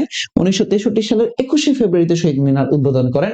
উদ্বোধন করলেন আবুল বরকতের মা হাসিনা বেগম। আবুল বরকতের মা হাসিনা বেগম। উদ্বোধন করেন কে? আবুল বরকতের মা হাসিনা বেগম। আবুল বরকতের মা হাসিনা বেগম। আবুল বরকতের মা হাসিনা বেগম উদ্বোধন করেছেন কে ভাইয়া? আবুল বরকতের মা হাসিনা বেগম উদ্বোধন করেছেন। আবুল বরকতের মা হাসিনা বেগম। আচ্ছা, তাহলে বর্তমান শহীদ মিনার এবং পূর্বের শহীদ মিনার আলোচনা গেল। এরপরে আসো অন্যান্য শহীদ মিনার। বাংলাদেশের সর্বোচ্চ শহীদ মিনার, যেটা 71 ফুট উচ্চতা, এটা জাহাঙ্গীরনগর বিশ্ববিদ্যালয়ে অবস্থিত। বাংলাদেশের সর্বোচ্চ শহীদ মিনার কোথায় অবস্থিত? জাহাঙ্গীরনগর বিশ্ববিদ্যালয়ে। বাংলাদেশের সর্বোচ্চ শহীদ মিনার কোথায় অবস্থিত? জাহাঙ্গীরনগর বিশ্ববিদ্যালয়ে। বাংলাদেশের সর্বোচ্চ শহীদ মিনার কোথায় আছে? জাহাঙ্গীরনগর বিশ্ববিদ্যালয়ে। খেয়াল করো, রাজশাহী বিশ্ববিদ্যালয়ের শহীদ মিনারের যে ডিজাইনার, তার নাম হলো মুর্তজা বশির। রাজশাহী বিশ্ববিদ্যালয়ের শহীদ মিনারের ডিজাইনারকে মুর্তজা বশির। মুর্তজা বশির। রাজশাহী বিশ্ববিদ্যালয়ের শহীদ মিনারের ডিজাইনারকে মুর্তজা বশির। মুর্তজা বশির কে ডিজাইনার ভাই? মুর্তজা বশির। মুর্তজা বশির। একটু ক্লাসের যে পোস্ট হয়েছে, এটাতে একটু রিয়াক্ট দাও তো ভাই, একটু লাভ রিয়াক্ট, কেয়ার রিয়াক্ট দাও। ভালোবাসোই তো না, ভালোবাসলে তো মানুষ কেয়ার রিয়াক্ট একটু দেয়। তোমাদের কিছুই নাই আসলে। দেখো, দেশের বাইরে প্রথম শহীদ মিনার নির্মিত হয় যুক্তরাজ্যের ওল্ড হোমে 1997 সালে। 1997 সালে প্রথম শহীদ মিনার নির্মিত হয় যুক্তরাজ্যের ওল্ড হোমে। কোথায়? ওল্ড হোমে। 1999 সালে দ্বিতীয় শহীদ মিনার হয় লন্ডনের হ্যামলেট টাওয়ারে। লন্ডনের কোথায়? লন্ডনের টাওয়ার অফ হ্যামলেট। লন্ডনের টাওয়ার অফ হ্যামলেটে। আচ্ছা, বাংলাদেশ সরকারের অর্থায়নে বাংলাদেশ সরকারের অর্থায়নে দেশের বাইরে প্রথম শহীদ মিনার নির্মিত হয় টোকিও জাপান। তাহলে সরকারের অর্থায়নে প্রথম শহীদ মিনার নির্মিত হয়েছে কোথায়? Tokyo Japan. সরকারের অর্থায়নে প্রথম শহীদ মিনার নির্মিত হয় কোথায়? টোকিও জাপানে। বাংলাদেশ সরকারের অর্থায়নে প্রথম শহীদ মিনার নির্মিত হয় Tokyo Japan. Tokyo Japan. Bangladesh সরকারের অর্থায়নে প্রথম শহীদ মিনার নির্মিত হয় টোকিও জাপান। মধ্যপ্রাচ্যের যে দেশে শহীদ মিনার আছে তার নাম হলো ওমান। মধ্যপ্রাচ্যের যে দেশে শহীদ মিনার আছে ওমান। মধ্যপ্রাচ্যের যে দেশে শহীদ মিনার আছে তার নাম কি? ওমান।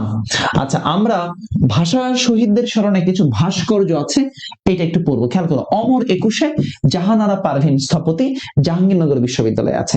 তাহলে অমর একুশে ভাস্কর্য কোথায় আছে? এই সবাই একটু কমেন্ট করো, অমর একুশে, অমর একুশে, অমর একুশে কোথায় আছে? অমর একুশে যে ভাস্কর্যটা, এটা জাহাঙ্গীরনগর বিশ্ববিদ্যালয়ে আছে। এটার স্থপতিকে, ডিজাইনারকে? জাহানারা পারভীন। মোদের গরব অখিল পাল বানিয়েছে, বাংলা একাডেমি চত্বরে আছে। মোদের গরব অখিল পাল 2007 সালে হয়েছে। আমরা একটা কবিতা পড়ি, মোদের গরব মোদের আশা আমরি বাংলা ভাষা, আছে না? মোদের গরব মোদের আশা আমরি বাংলা ভাষা, মোদের গরব মোদের আশা আমরি বাংলা ভাষা। করছো? এটা কে কে করেছিল? মোদের গরব মোদের আশা আমরি বাংলা ভাষা। এটা, এই কবিতাটা কার? এই কবিতাটা কার? মোদের গরব মোদের আশা আমরি বাংলা ভাষা, কার কবিতা? আচ্ছা, জননী এবং গর্বিত বর্ণমালা বলতে পারবা? জননী এবং গর্বিত বর্ণমালা মৃণাল হক। জননী এবং গর্বিত বর্ণমালা মৃণাল হক, এটা কোথায় আছে? ঢাকার পরিবাগে। ঢাকার পরিবাগে জননী এবং গর্বিত বর্ণমালা। জননী এবং কি? গর্বিত বর্ণমালা, গর্বিত বর্ণমালা, জননী এবং গর্বিত বর্ণমালা, গর্বিত বর্ণমালা। ওকে। 1954 সালের যুক্তফ্রন্ট সরকার নির্বাচন এক নজরে দেখে যাবা, এক নজরে দেখে যাবা। খেয়াল করো, যুক্তফ্রন্ট গঠিত হয় 4 ডিসেম্বর 1953 সালে, নির্বাচন হয় 10 মার্চ 1954 সালে। ইশতেহার ছিল 21 দফা। 21 দফার প্রথম দফাটা ছিল রাষ্ট্রভাষা বাংলা। 21 দফার প্রথম দফাটা কি ছিল ভাই? প্রথম দফাটাই ছিল রাষ্ট্রভাষা বাংলা। খেয়াল করো, এই যুক্তফ্রন্টের মুসলিম লীগের প্রতীক ছিল হ্যারিকেন, আর যুক্তফ্রন্টের নির্বাচনী প্রতীক ছিল নৌকা। আচ্ছা, এরপরে আসলে রাজনৈতিক দল ছিল 4টা। আমরা একটু এখানে আসি। মুসলমানদের জন্য সংরক্ষিত 237টা আসনের মধ্যে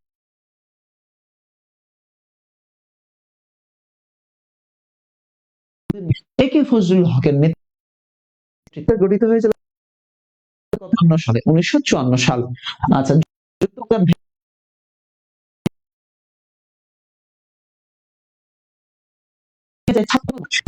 চাই 6 দফা নিয়ে। আমরা 6 দফা, এবারে 6 দফা না কম, এরপরে কিছু বেসিক তথ্য আমরা একটু আলোচনার মধ্যে রাখবো। কিছু বেসিক তথ্য রাখতে চাই 6 দফার, কিছু বেসিক তথ্য আমরা ক্লাস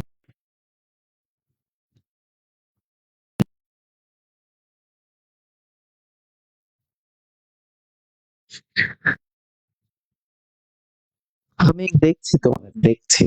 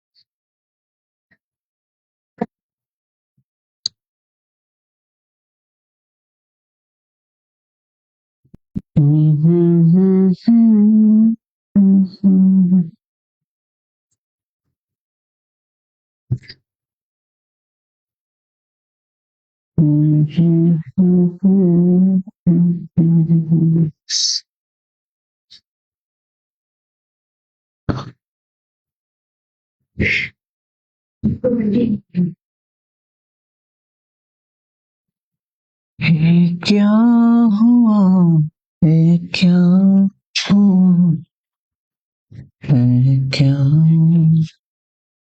हुआ।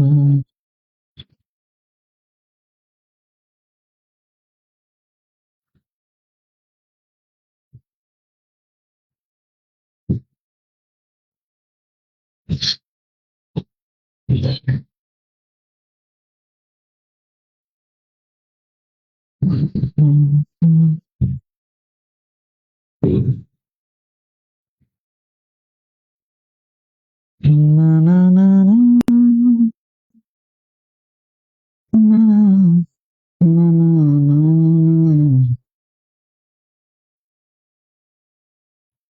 তুমি আমায় করতে সুখী জীবনে অনেক বেদনায় রয়েছ।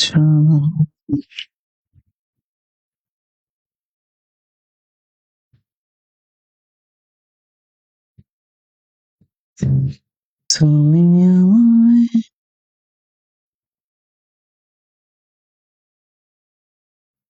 করতে সুখী জীবনে বেদনায় রয়েছ।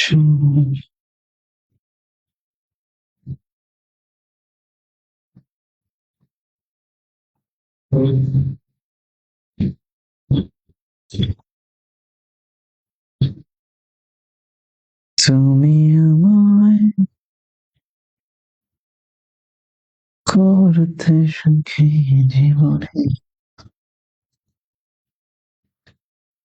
লা লা লা লা লা লা।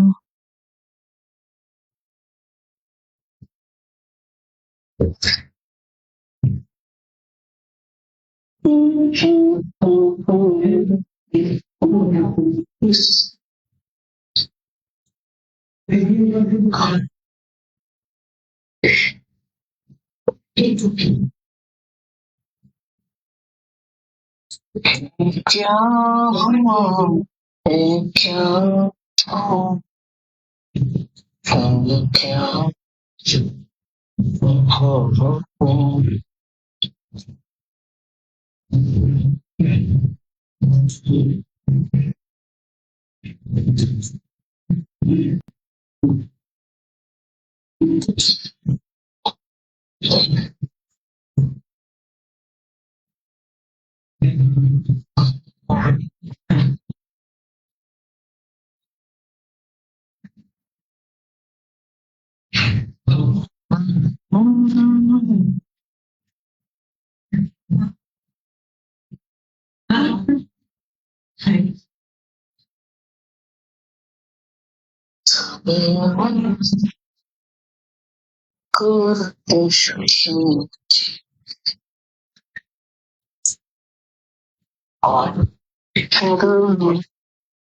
এই বলো তো আমার কথা শোনা যাচ্ছে কিনা? এবার বলো, দেখা যাচ্ছে কিনা? দেখা যাচ্ছে কিনা? আর ভালো লাগে না, আর ভালোই লাগে না, আর ভালোই লাগে না। সত্যি কথা, আর ভালো লাগে না। ভালো কিভাবে লাগবে বলো? যদি নেটওয়ার্ক এরকম তিরিং বিরিং করে,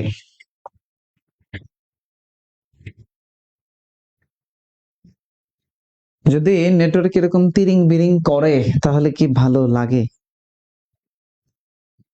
আমাকে কি দেখতে পাও? আমার ক্ষমা কি দেখা যায়? চেহারা সুরত কি দেখা যায়?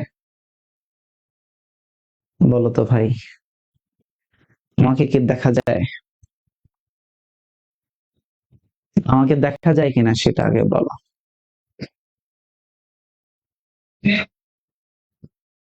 হো হো হো হো।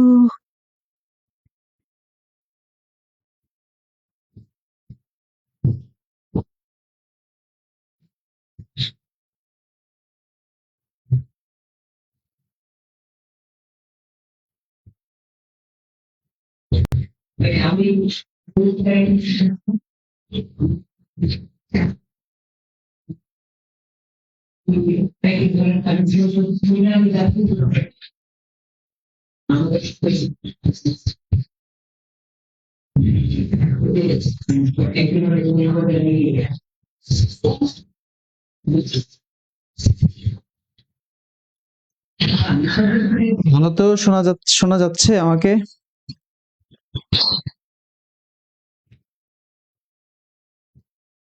আমাকে কি শোনা যাচ্ছে ভাইয়া?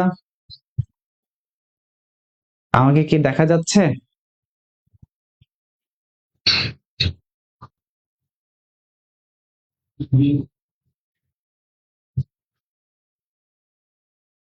চল রে চল রে চল রে। ওকে, দেখো আমরা, এটা ডিস্টার্ব হইলো, হ্যাঁ এটা ডিস্টার্ব, ঝামেলা, ডিস্টার্ব, সব জায়গায় ডিস্টার্ব। কাকবাড়ি সম্মেলন, কাকবাড়ি সম্মেলন, কাকবাড়ি সম্মেলন, কাকবাড়ি সম্মেলন। ভাই আপনার ওয়াইফাই চেঞ্জ করেন। হ্যাঁ, একজন ওয়াইফাই এর জায়গায় লিখছে ওয়াইফ চেঞ্জ করেন। আরে যন্ত্রণা রে! ওয়াইফাই এর জায়গায় লিখছে একজন ওয়াইফ চেঞ্জ করেন। আচ্ছা, কাকমারি সম্মেলন, কাকমারি সম্মেলন 1957 সালে হয়। এই বলো, কাকমারি সম্মেলন কত সালে হয়? 1957 সালে হয়। কাকমারি সম্মেলন কত সালে হয়? 1957 সালে হয়। কাকমারি সম্মেলন 1957 সালে কাকমারি সম্মেলন হয়। আচ্ছা ঠিক আছে, তাহলে এই যে কাকমারি সম্মেলনের সভাপতি ছিলেন কে? মৌলানা আব্দুল হামিদ খান ভাসানী। এটা হয়েছে টাঙ্গাইলের সন্তোষে। টাঙ্গাইলের কোথায়? সন্তোষে। কাকমালি সম্মেলন কোথায় হয়েছে? টাঙ্গাইলের সন্তোষে। টাঙ্গাইলের কোথায় ভাই? টাঙ্গাইলের সন্তোষে হয়েছে কাকমারি সম্মেলন। তাহলে আমাকে বলো, কাকমারি সম্মেলন কোথায় হয়?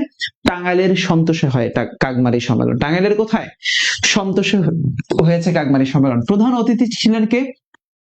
হোসেন শহীদ সোহরাওয়ার্দী। হোসেন শহীদ সোহরাওয়ার্দী। হোসেন শহীদ সোহরাওয়ার্দী। হোসেন শহীদ সোহরাওয়ার্দী। হোসেন শহীদ সোহরাওয়ার্দী। হোসেন শহীদ সোহরাওয়ার্দী। কাকমারি সম্মেলনে কে ছিলেন প্রধান অতিথি? হোসেন শহীদ সোহরাওয়ার্দী। আচ্ছা আসো, এরপরে আমরা একটু আলোচনা করছিলাম, সেটা হলো, এরপরে আমরা সরাসরি আলোচনা করেছিলাম 6 দফা নিয়ে। এরপর আলোচনা করেছিলাম 6 দফা। তাহলে খেয়াল করো, ঐতিহাসিক 6 দফা লাহোরের প্রস্তাবের ভিত্তিতে রচিত হয়। তাহলে 6 দফা কিসের প্রস্তাবের ভিত্তিতে? লাহোরের প্রস্তাবের ভিত্তিতে। 6 দফা কিসের প্রস্তাবের ভিত্তিতে ভাই? লাহোরের প্রস্তাবের ভিত্তিতে 6 দফা। লাহোরের প্রস্তাবের ভিত্তিতে, লাহোরের প্রস্তাবের ভিত্তিতে হচ্ছে 6 দফা। খেয়াল করো, এই 6 দফা অনুষ্ঠানে সর্বদলীয় জাতীয় সংহতি সম্মেলনটাতে শেখ মুজিবুর রহমান 6 দফা পেশ করছিলেন 5 থেকে 6 ফেব্রুয়ারি। আনুষ্ঠানিকভাবে 6 দফা উত্থাপন হয় 23 মার্চ 1966 সালে। 6 দফা, 6 দফাকে বলা হয় বাঙালির মুক্তির সনদ বা ম্যাগনা কার্টা। এই বছরে 6 দফা থেকে প্রশ্ন আসার সম্ভাবনা কম। এই বছরে 6 দফা থেকে প্রশ্ন আসার সম্ভাবনা কম। এরপরেও আমি তোমাদেরকে 6 দফাটা একটু আলোচনা করে দিব। ওকে, এরপর আলোচনা করে দিচ্ছি। খেয়াল করো, তাহলে 6 দফার প্রথম দফা প্রাদেশিক স্বায়ত্তশাসন। 6 দফার প্রথম দফা কি ছিল ভাই? প্রাদেশিক স্বায়ত্তশাসন। 6 দফার প্রথম দফা প্রাদেশিক স্বায়ত্তশাসন। 6 দফার প্রথম দফা কি ভাই? 6 দফার প্রথম দফা হচ্ছে প্রাদেশিক স্বায়ত্তশাসন। প্রাদেশিক স্বায়ত্তশাসন। দেখো, 6 দফা দিবস হচ্ছে 7 জুন। তেজগাঁও ও নারায়ণগঞ্জে অনেকে শহীদ হন। আর প্রথম শহীদ ছিলেন মনু মিয়া। 6 দফার প্রথম শহীদকে, 6 দফার প্রথম শহীদকে মনু মিয়া। 6 দফার প্রথম শহীদের নাম কি? মনু মিয়া। 6 দফার প্রথম শহীদ, 6 দফার প্রথম শহীদ কে ছিল? মনু মিয়া। 6 দফার প্রথম শহীদ ছিল মনু মিয়া। 6 দফার প্রথম শহীদ হচ্ছে মনু মিয়া। আচ্ছা, 6 দফাতে অর্থনীতি বিষয়ক দফা হচ্ছে 3টা। এই বলো, 6 দফাতে অর্থনীতি বিষয়ক দফা কয়টা? 6 দফাতে অর্থনৈতিক বিষয়ক দফা কয়টা? 6 দফাতে অর্থনৈতিক বিষয়ক দফা হচ্ছে 3টা। কয়টা দফা? 3টা দফা। আচ্ছা, 6 দফার দফাগুলো কি কি খেয়াল করো। 6 দফার দফাগুলো কি কি? প্রাদেশিক স্বায়ত্তশাসন। 2 নম্বর হলো কেন্দ্রীয় সরকারের হাতে ক্ষমতা। প্রাদেশিক স্বায়ত্তশাসন, কেন্দ্রীয় সরকারের হাতে ক্ষমতা। প্রাদেশিক স্বায়ত্তশাসন, কেন্দ্রীয় সরকারের হাতে ক্ষমতা। প্রাদেশিক স্বায়ত্তশাসন, কেন্দ্রীয় সরকারের হাতে ক্ষমতা। 3 মুদ্রা এবং অর্থ বিষয়ক। 4 রাজস্ব শুল্ক বিষয়ক। 5 বৈদেশিক বাণিজ্য। 6 আধা মিলিশিয়া বাহিনী। এবছরে 6 দফা নিয়ে প্রশ্ন আসার সম্ভাবনা কম। এরপরেও তোমাদেরকে একটু পড়ায় দিলাম 6 দফা নিয়ে। এরপরে একটু আলোচনা করে দিলাম 6 দফা রিলেটেড। যদি আসে, যদি কোথাও আসে তাহলে যেন, যদি আসে তাহলে যেন একটু দাগায় আসতে পারো 6 দফা থেকে। দাগায় আসতে পারো 6 দফা থেকে। ওকে, বুঝতে পারলা কিনা? যতটুকু আলোচনা করলাম এই পর্যন্ত ক্লিয়ার হয়েছে কিনা? যতটুকু আলোচনা করছো এই পর্যন্ত ক্লিয়ার হয়েছে কিনা?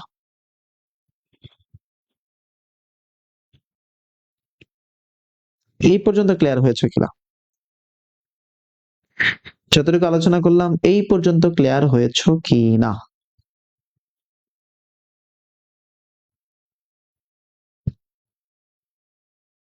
এই পর্যন্ত ক্লিয়ার? এই পর্যন্ত ক্লিয়ার হয়েছি? এই পর্যন্ত ক্লিয়ার হয়েছে কিনা? আলহামদুলিল্লাহ, আলহামদুলিল্লাহ। এই পর্যন্ত ক্লিয়ার যদি হয়ে থাকে আলহামদুলিল্লাহ। এই পর্যন্ত যদি ক্লিয়ার হয়ে থাকে আলহামদুলিল্লাহ। আচ্ছা, আগরতলা ষড়যন্ত্র মামলা একটু দেখে নিবা। আগরতলা ষড়যন্ত্র মামলা 3 জানুয়ারি 1968 সালে মামলা দায়ের করা হয়েছিল।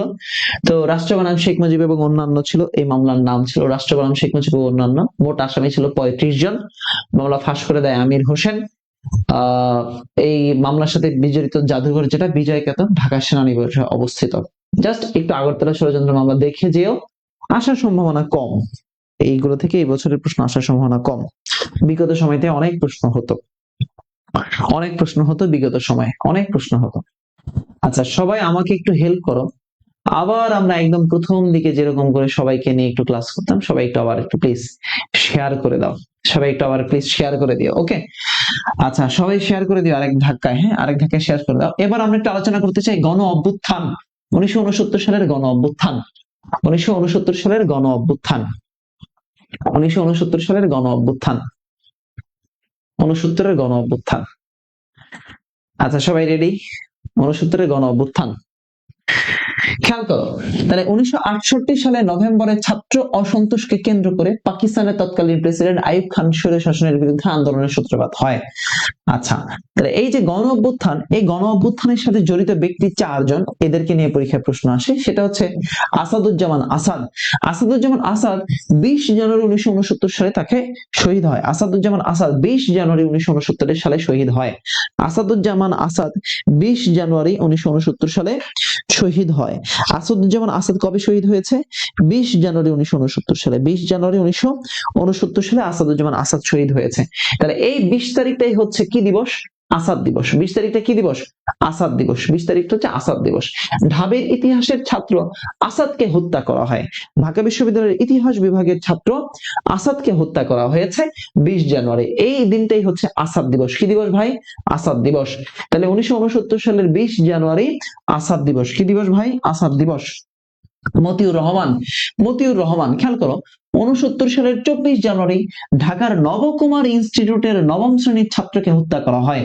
মতিউর রহমান। তাহলে মতিউর রহমান কোন ক্লাসের ছাত্র ছিল? নবম শ্রেণী। কবে হত্যা করা হয়েছে? 24 জানুয়ারি হত্যা করা হয়েছে। আর এই 24 তারিখটাই হচ্ছে গণ অভ্যুত্থান দিবস। 24 তারিখ কি দিবস? গণ অভ্যুত্থান দিবস। 24 তারিখ কি দিবস ভাই? গণ অভ্যুত্থান দিবস। গণ অভ্যুত্থান দিবস। গণ অভ্যুত্থান দিবস হচ্ছে 24 তারিখ, গণ অভ্যুত্থান দিবস। তাহলে আমরা 20 জানুয়ারি আসাদ দিবস, 24 জানুয়ারি গণ অভ্যুত্থান দিবস পেলাম। এরপরে খেয়াল করো, সার্জেন্ট জহুরুল হক, সার্জেন্ট জহুরুল হক আগরতলা ষড়যন্ত্র মামলার তিনি 17 নং আসামি ছিলেন। আগরতলা ষড়যন্ত্র মামলার কত নং আসামি? 17 নং আসামি ছিলেন আগরতলা ষড়যন্ত্র মামলার। আগরতলা মুস্তাফিজুর রহমান, আসসালামু আলাইকুম স্যার। ক্লিয়ার, তবে একটু ডিস্টার্ব সমস্যা আছে। ডিস্টার্ব তো আছে, এটা তো জানি আমরা। ওকে, ডিস্টার্ব সমস্যা ভাই। সার্জেন্ট জহুরুল হক 1969 সালের 15 ফেব্রুয়ারি মামলার 17 নং আসামি সার্জেন্ট জহুরুল হককে হত্যা করা হয়েছে। জহুরুল হককে কি করা হয়েছে? হত্যা করা হয়েছে। খেয়াল করো, শামসুজ্জোহা, এই শামসুজ্জোহা ছিলেন রাজশাহী বিশ্ববিদ্যালয়ের রসায়ন বিভাগের শিক্ষক। কোন বিশ্ববিদ্যালয় ভাই? রাজশাহী বিশ্ববিদ্যালয়। রাজশাহী বিশ্ববিদ্যালয়ের রসায়ন বিভাগের শিক্ষক ছিলেন শামসুজ্জোহা। রাজশাহী বিশ্ববিদ্যালয়ের কোথাকার শিক্ষক? রসায়ন বিভাগের শিক্ষক ছিলেন শামসুজ্জোহা। রাজশাহী বিশ্ববিদ্যালয়ের রসায়ন বিভাগের শিক্ষক ছিলেন কে? শামসুজ্জোহা। এই শামসুজ্জোহাকে হত্যা করা হয়েছে কবে? 18 ফেব্রুয়ারি 1969 সালে। তাহলে দেখো, প্রথম শহীদ বুদ্ধিজীবী তিনি বাংলাদেশের প্রথম শহীদ বুদ্ধিজীবীকে, বাংলাদেশের প্রথম শহীদ বুদ্ধিজীবীকে, বাংলাদেশের প্রথম শহীদ বুদ্ধিজীবীর নাম হচ্ছে এই শামসুজ্জোহা। বাংলাদেশের প্রথম শহীদ বুদ্ধিজীবী হলেন শামসুজ্জোহা। আচ্ছা, এই জোহাকে নিয়ে কিন্তু জোহা চত্বর রয়েছে রাজশাহী বিশ্ববিদ্যালয়ে। জোহা চত্বর কোথায় আছে ভাই? এই বলো, জোহা চত্বর কোথায়? রাজশাহী বিশ্ববিদ্যালয়ে। জোহা দিবস কবে? এই 18 ফেব্রুয়ারি। 18 ফেব্রুয়ারি জোহা দিবস। শহীদ আনোয়ারা বেগম 25 জানুয়ারি 1969 সালে তাকে হত্যা করা হয়। গণ অভ্যুত্থানের একমাত্র নারী শহীদ, গণ অভ্যুত্থানের একমাত্র নারী শহীদ। আর যেদিন তিনি শহীদ হয়েছেন ওই দিনটাই হচ্ছে আনোয়ারা দিবস। বেগম আনোয়ারা দিবস। কি দিবস? আনোয়ারা দিবস। আনোয়ারা দিবস। খেয়াল করো, এই গণ অভ্যুত্থানের উপর রচিত উপন্যাসের নাম হলো চিলে কোঠার সেপাই। গণ অভ্যুত্থানের উপর রচিত উপন্যাসের নাম হলো চিলে কোঠার সেপাই। লেখক হচ্ছেন আখতারুজ্জামান ইলিয়াস। লেখককে? আখতারুজ্জামান ইলিয়াস। গণ অভ্যুত্থানের উপর গণ অভ্যুত্থানের উপর গণ অভ্যুত্থানের উপর রচিত উপন্যাসের নাম হচ্ছে চিলে কোঠার সেপাই। বলো, কি বললাম? চিলে কোঠার সেপাই। চিলে কোঠার সেপাই। চিলে কোঠার সেপাই। চিলে কোঠার সেপাই। আচ্ছা, এই চিলে কোঠার সেপাই কে লিখেছেন? আখতারুজ্জামান ইলিয়াস লিখেছেন। কে লিখেছেন? আখতারুজ্জামান ইলিয়াস। আচ্ছা, আসাদকে নিয়ে কবিতা রচিত হয়েছে আসাদের শার্ট, শামসুর রহমান। নরসিংদীর কবি শামসুর রহমান আসাদকে নিয়ে কবিতা রচনা করেছিলেন আসাদের শার্ট। কি শার্ট? আসাদের শার্ট। তাহলে নরসিংদীর কবি আসাদকে নিয়ে রচনা করেছেন যে কবিতা, তার নাম কি? আসাদের শার্ট। আসাদের শার্ট। আসাদের শার্ট। বলেন, ক্লিয়ার হয়েছেন কিনা? বলেন তো ভাই আমাকে, ক্লিয়ার হয়েছেন কিনা? ক্লিয়ার হয়েছেন কিনা? এই পর্যন্ত ক্লিয়ার? আচ্ছা, এই যে আসাদ গেট, এই আসাদ গেটের পূর্ব নাম হচ্ছে আইয়ুব গেট। রাজশাহী বিশ্ববিদ্যালয়ে এই আসাদুজ্জামান আসাদকে নিয়ে একটা প্রতিকৃতি, একটা ভাস্কর্য বানানো হয়েছে, তার নাম হলো স্ফুলিঙ্গ। যেই ভাস্কর্যটার স্থপতি হচ্ছে কনক কুমার পাঠক। তাহলে স্ফুলিঙ্গ ভাস্কর্য কোথায় আছে? স্ফুলিঙ্গ, স্ফুলিঙ্গ ভাস্কর্য কোথায় আছে একটু আমাকে বলো তো ভাই। স্ফুলিঙ্গ ভাস্কর্যটা আছে কোথায়? স্ফুলিঙ্গ ভাস্কর্য কোথায় আছে? রাজশাহী বিশ্ববিদ্যালয়ে। স্ফুলিঙ্গ ভাস্কর্য কোথায় আছে? রাজশাহী বিশ্ববিদ্যালয়ে আছে। স্থপতির নাম কি? কনক কুমার পাঠক। স্থপতির নাম কি? কনক কুমার পাঠক। স্ফুলিঙ্গ ভাস্কর্যের স্থপতি কে? কনক কুমার পাঠক। কনক কুমার পাঠক। ওকে, তাহলে আমরা গণ অভ্যুত্থানের সাথে জড়িত তারিখ। তাহলে আমি তোমাদেরকে এবার কয়েকটা প্রশ্ন করবো, একটু অ্যান্সার করো। গণ অভ্যুত্থানের সাথে জড়িত যে শিক্ষক ছিলেন তার নাম কি? গণ অভ্যুত্থানের সাথে জড়িত যে শিক্ষক ছিলেন, গণ অভ্যুত্থানের সাথে জড়িত শিক্ষক, সেই শিক্ষকের নাম কি? একটু আমাকে কমেন্টে জানাও তো ভাই। গণ অভ্যুত্থানের সাথে জড়িত শিক্ষক, গণ অভ্যুত্থানের সাথে জড়িত শিক্ষক, বলো। গণ অভ্যুত্থানের সাথে জড়িত শিক্ষক, গণ অভ্যুত্থানের সাথে জড়িত শিক্ষক কোন বিশ্ববিদ্যালয়ের শিক্ষক ছিলেন? কোন বিশ্ববিদ্যালয়ের শিক্ষক ছিলেন? গণ অভ্যুত্থানের সাথে জড়িত শিক্ষক কোন বিশ্ববিদ্যালয়ের শিক্ষক ছিলেন? রাজশাহী বিশ্ববিদ্যালয়। আচ্ছা, তাহলে আমাকে বলো স্ফুলিঙ্গ ভাস্কর্যের স্থপতি কে? স্ফুলিঙ্গ যে ভাস্কর্যটা, সেই স্ফুলিঙ্গ ভাস্কর্যের স্থপতি কে? স্ফুলিঙ্গ ভাস্কর্যের স্থপতি কে? স্ফুলিঙ্গ ভাস্কর্যের স্থপতি কে?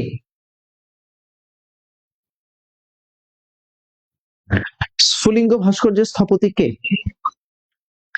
কনক কুমার পাঠক। স্ফুলিঙ্গ ভাস্কর্যের স্থপতি আছে কনক কুমার পাঠক। কনক কুমার পাঠক। কনক কুমার পাঠক। স্ফুলিঙ্গ ভাস্কর্যের স্থপতি কে ভাই?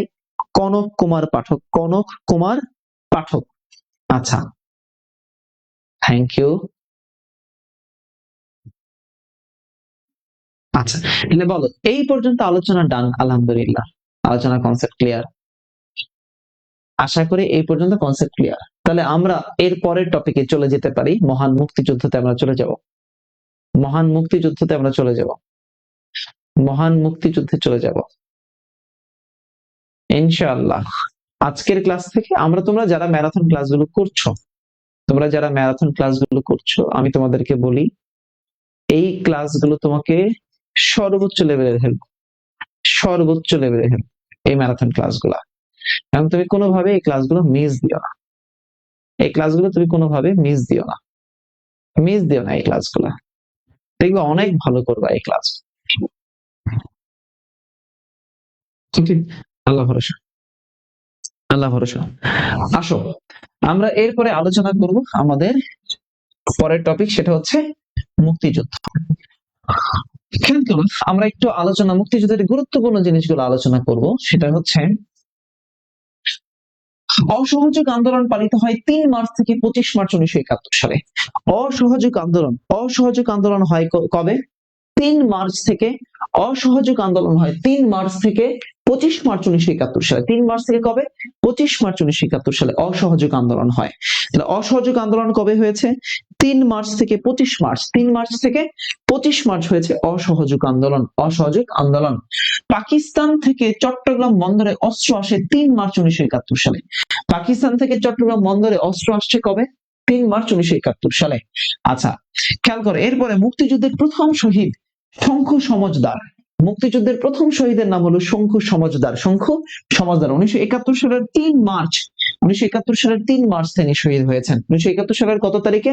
৩ মার্চ তিনি শহীদ হয়েছিলেন। আচ্ছা, হিসেবে রাষ্ট্রীয় স্বীকৃতি পাওয়া একজন কৃষক। তবে প্রচলিত তথ্য মতে মুক্তিযুদ্ধের প্রথম শহীদ ফারুক ইকবাল মৌচাক মোড়ে তাকে সমাধি রয়েছে। এটাও তোমরা দেখে রাখতে পারো। যদি অপশনে তোমরা শঙ্কু সমজদারকে না পাও, তাহলে তুমি অপশনে কি পাবা? ফারুক ইকবালকে পাবা। অপশনে ফারুক ইকবালকে পাবা। আচ্ছা, স্বাধীনতার ইশতেহার। আচ্ছা, মুক্তিযুদ্ধের সর্বশেষ শহীদ তসলিম উদ্দিন ১৭ ডিসেম্বর ১৯৭১ সালে সর্বশেষ শহীদ হয়েছিলেন। আমরা এরপর একটু দেখবো প্রথম সশস্ত্র প্রতিরোধ। মুক্তিযুদ্ধের প্রথম সশস্ত্র প্রতিরোধ গড়ে তোলা হয়েছিল গাজীপুরের জয়দেবপুরে। কোথায়?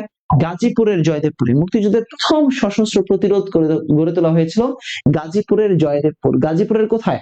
জয়দেবপুরে। গাজীপুরের জয়দেবপুরে প্রথম সশস্ত্র প্রতিরোধ গড়ে তোলা হয়। তাহলে সবাই একটু আমাকে বলো, গাজীপুর মুক্তিযুদ্ধের প্রথম সশস্ত্র প্রতিরোধ কোথায় গড়ে তোলা হয়? মুক্তিযুদ্ধের প্রথম সশস্ত্র প্রতিরোধ গড়ে তোলা হয় কোথায়?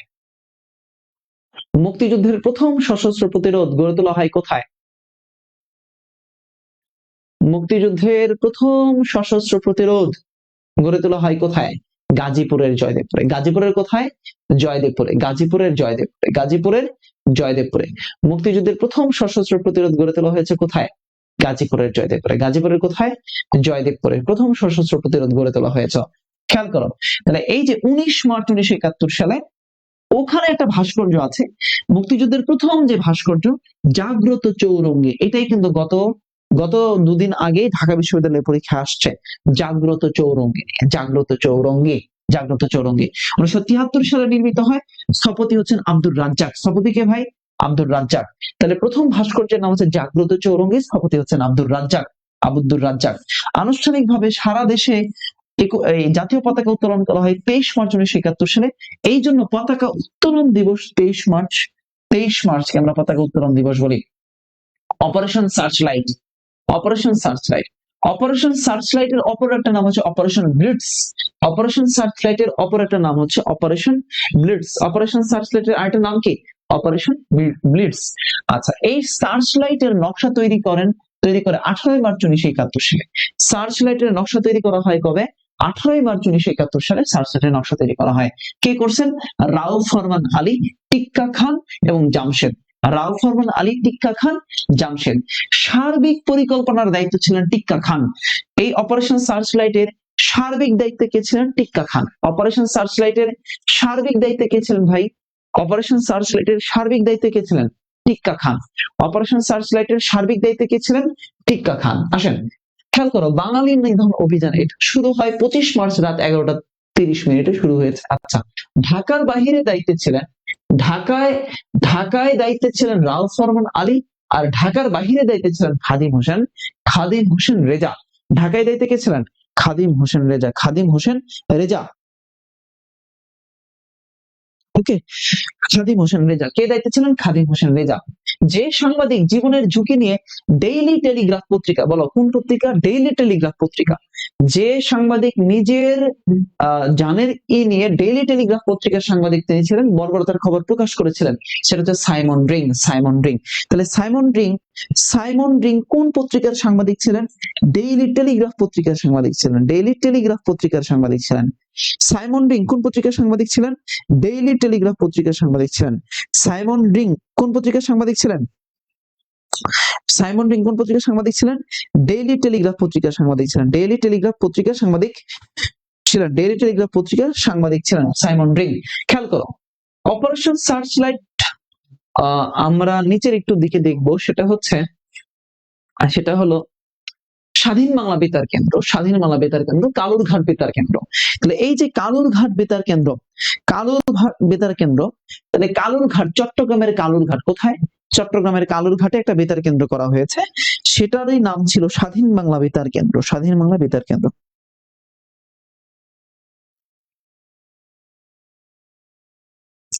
আচ্ছা, কামরুন নাহার কণা বলছে, অনলি অর্ণব স্যারের ক্লাস করলে আমার মনে হয় যে লাইভ ক্লাসে টাইম নষ্ট হচ্ছে না। ডোন্ট জাজ, ইটস মাই ওপিনিয়ন। আসলে টাইম নষ্ট হওয়ার কথা না, আমি চেষ্টা করি তোমাদেরকে মানে যতটুকু দরকার ততটুকু পড়িয়ে দেওয়ার। তো অন্য জায়গা থেকে কম্পারিজনে যাওয়ার দরকার নাই তোমার। তুমি কণা, থ্যাংক ইউ, তুমি কমেন্ট করেছো। জাস্ট ক্লাসগুলো করবা, যেগুলো পড়াবে এগুলো ভালো করে পড়ো। আচ্ছা দেখো, অপারেশন কি বলে, স্বাধীন বাংলা বেতার কেন্দ্র, কালুরঘাট বেতার কেন্দ্র 26 মার্চ 1971 সালে প্রতিষ্ঠা হয়। কবে হয় ভাই? 26 মার্চ 1971 সালে। কোর্সেকে 8ম ইস্ট বেঙ্গল রেজিমেন্ট এটা করেছে।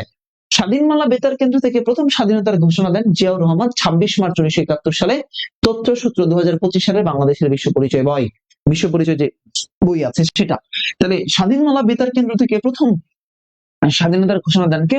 জিয়াউর রহমান, মেজর জিয়াউর রহমান ঘোষণা দিয়েছেন। এই বেতার কেন্দ্রটা বন্ধ হয়ে যায়, অর্থাৎ পাকিস্তানিরা গোলা বর্ষণ করে কবে? 30 মার্চ 1971 সালে। 30 মার্চ 1971 সালে।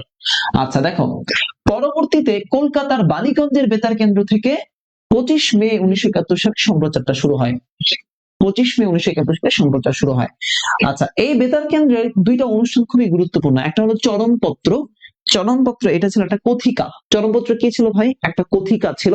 চরমপত্র ছিল একটা কথিকা, যেটার পরিকল্পনাকারী ছিলেন আব্দুল মান্নান। আব্দুল মান্নান। আর এটা ঢাকাইয়া ভাষায় স্ক্রিপ্ট লেখা এবং উপস্থাপনা করতেন এম আর আখতার মুকুল।